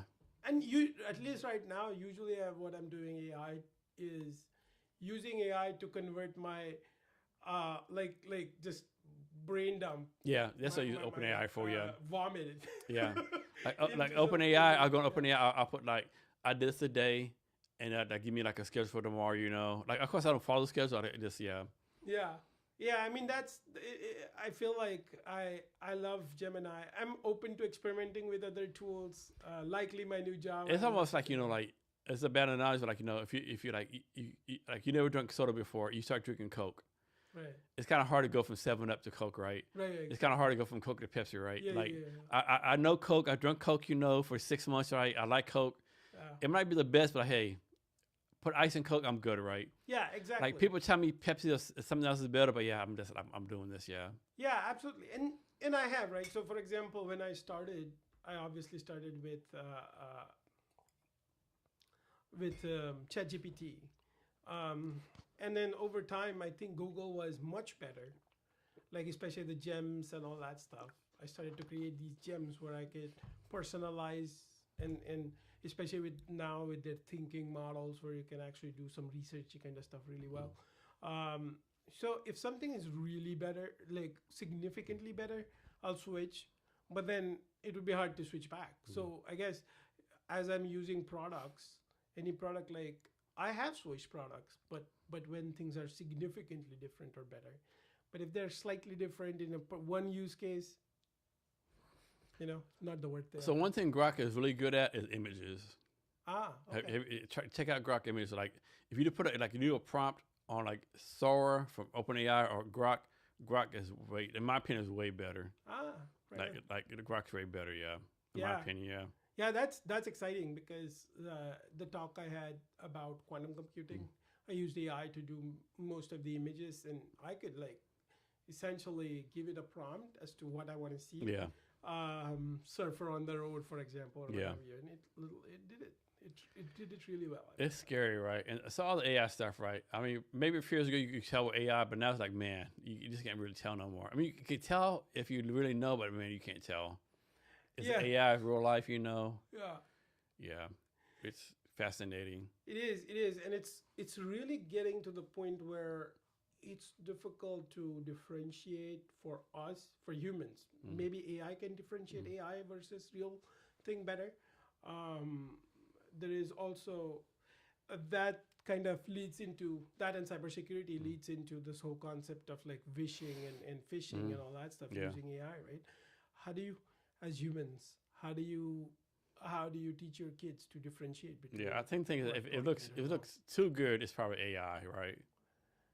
Well, I mean, some of the AI, like people with two thumbs and stuff like that. Yeah. You've seen all that stuff. Or the face like makeup perfect, Yeah. And there was looks like a supermodel. Yeah, there was this hilarious meme on LinkedIn. Like there was a waitress who essentially had the serving in her feet. I saw that, yeah. Yeah. I saw that, yeah. But then somebody was like, "Oh, there is this thing that is giving away that it's an AI." It's not. Yeah. It's like it was funny, but yeah, I mean, how do you actually differentiate between the real stuff and the AI stuff, and obviously the stuff which is real but created using AI? So you talked about earlier, like how a lot of people think AI is making people stupid, right? Making people stupid. Yeah. How do you think we should use AI in schools, right? Because like this is my opinion. I think AI should be in schools. I know people disagree with me, but it's my thing, right? Back in the day, like when calculators came out, people said, "Oh, don't use calculators. You want to have calculators all the time." Yeah. 2x4. Add it on paper, right? But now, fucking everywhere, right? Yes. I don't think AI needs to use in school because they would be everywhere, right? I think it'd be a distraction, right? Not to use AI. And like, there's a teacher somewhere. I think she has a perfect plan. So her thing was like, she gave her like students an assignment, right? And she said, "Hey, I know you're gonna use AI. This is an assignment. Put the assignment in AI. And when the AI gives you an answer back, I want you to grade the AI." And the students came back, and the average grade was like D plus that they give AI. Yeah. Cause I think that's what you got to do as a teacher, right? You got to use AI as a tool, right? Yeah. You can't say, "Oh," because a lot of schools that text like no AI at all. I think that's a disservice to kids, right? Like do the teacher did, like make it a tool, right? And I thought it was so fucking cool, right? Putting AI and grade AI, and the average grade like D plus, right? Yeah. Because the kids like, okay, you did this wrong, this wrong, right? And they learn, oh man, AI is not the fucking perfect solution. Yeah. Absolutely, and that's very valid. And in the real world, as we are solving problems, what matters more, solving problems or Yeah. how you like what you use to solve Hmm. problems? I mean, ethics obviously, right? Yeah. There's Yeah. ethical, but nobody's gonna say, "Oh, you build this amazing product and it solves my this particular Yeah. problem," but I won't use it because you made your initial pitch presentation using AI. Yeah. That doesn't That's like so you know something you stupid. know what Yeah. I mean? Like Yeah. that doesn't matter. So why should it matter that a student used AI to make their assignment? In fact, I would sort of turn it on its head and say a student who uses AI should be graded better because they're resourceful. Yes. They know how to I use agree. the tools.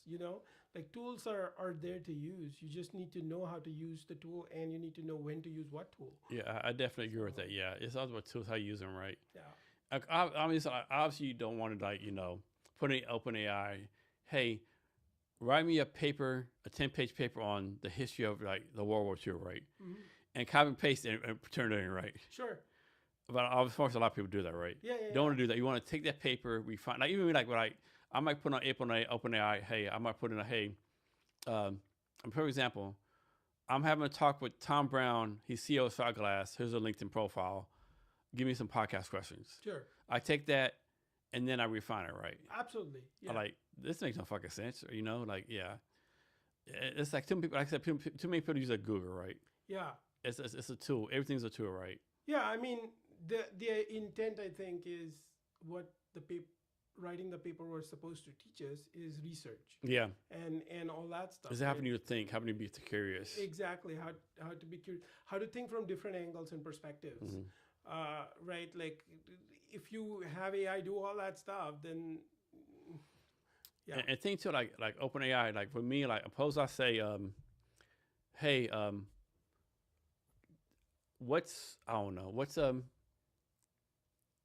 scientific method? You give me an answer, right? And you have to actually like go like 3 or 4 questions, right? yeah, Okay, you said this, but what about this? right, Oh, I forgot about that, right? You have to refine it over and over again. You just can't say why is 2 plus 2 2, yeah. and he's an answer. Like, what about this? What about this? You have to like fucking constantly like refine it, right? Of Yes. course, you can't refine like 20 fucking thousand hours, right? Yeah, You got to stop, right? Like, yeah, yeah, like yeah, absolutely. And then I think AI also gives you the ability to bounce ideas yes, yes, off of it, and that I find very yes, I do too. useful Yeah, because sometimes or at least I can go some really dark stuff. yeah, yeah, yeah. So I know what you mean. Yeah. It's yeah, but some people use it wrong. Like I know a lot of people use it for therapy, right? But unfortunately, right? yeah. A lot of people like, hey, I'm depressed. Like, do me therapy lessons. That's not a good thing, You need Yeah. humans for that, But it's different too, right? Like I use it a lot, right? Like another thing, like use it for like, talk about sales, right? One thing I did, like, you ever used a voice function? No, I have not used the voice. So like, function yet. what I used to do, I put in the T, I use a voice function. I would say, hey,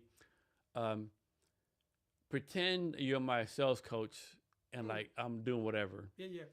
and you kind of break it down, like note by note. Like suppose you have like a sales script, like 20 page, like 20 line page script, and like note by note, right? It'll Yeah. break it down, right? Nice. You can say, hey, I'm selling shot glasses to liquor stores, Sure.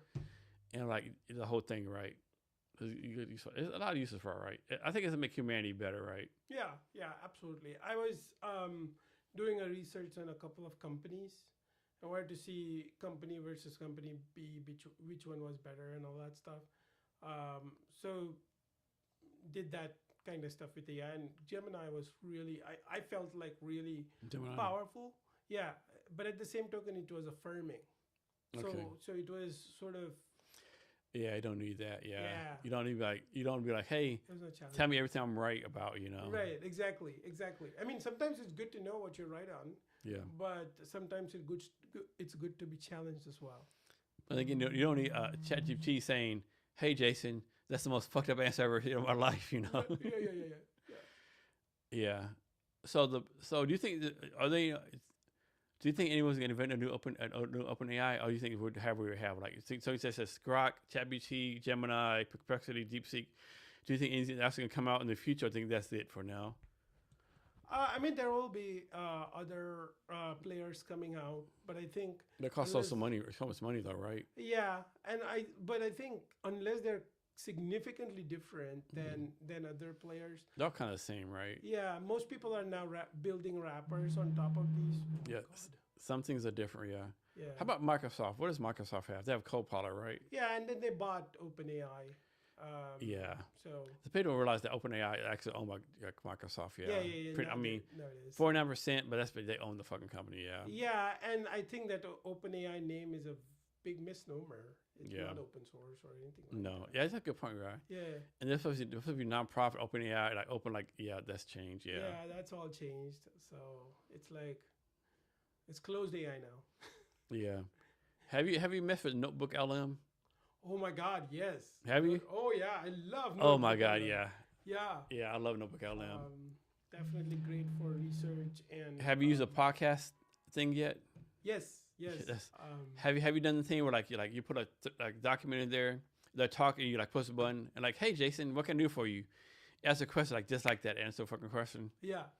That's fucking scary technology right there. Yeah. Absolutely.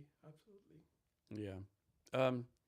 So is there anything I should have asked you? I haven't asked you yet. Anything else you want to talk about?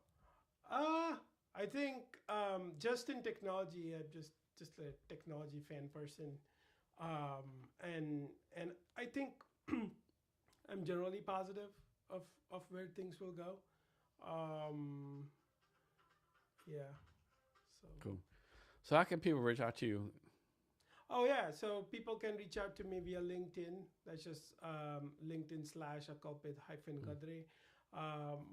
My email, either my personal or my Othentk email. It's akalpit@Othentk, OTHENTK.com. I spelled it differently for the domain. But yeah, people can reach out to me that way. LinkedIn is really good. I'm always on LinkedIn.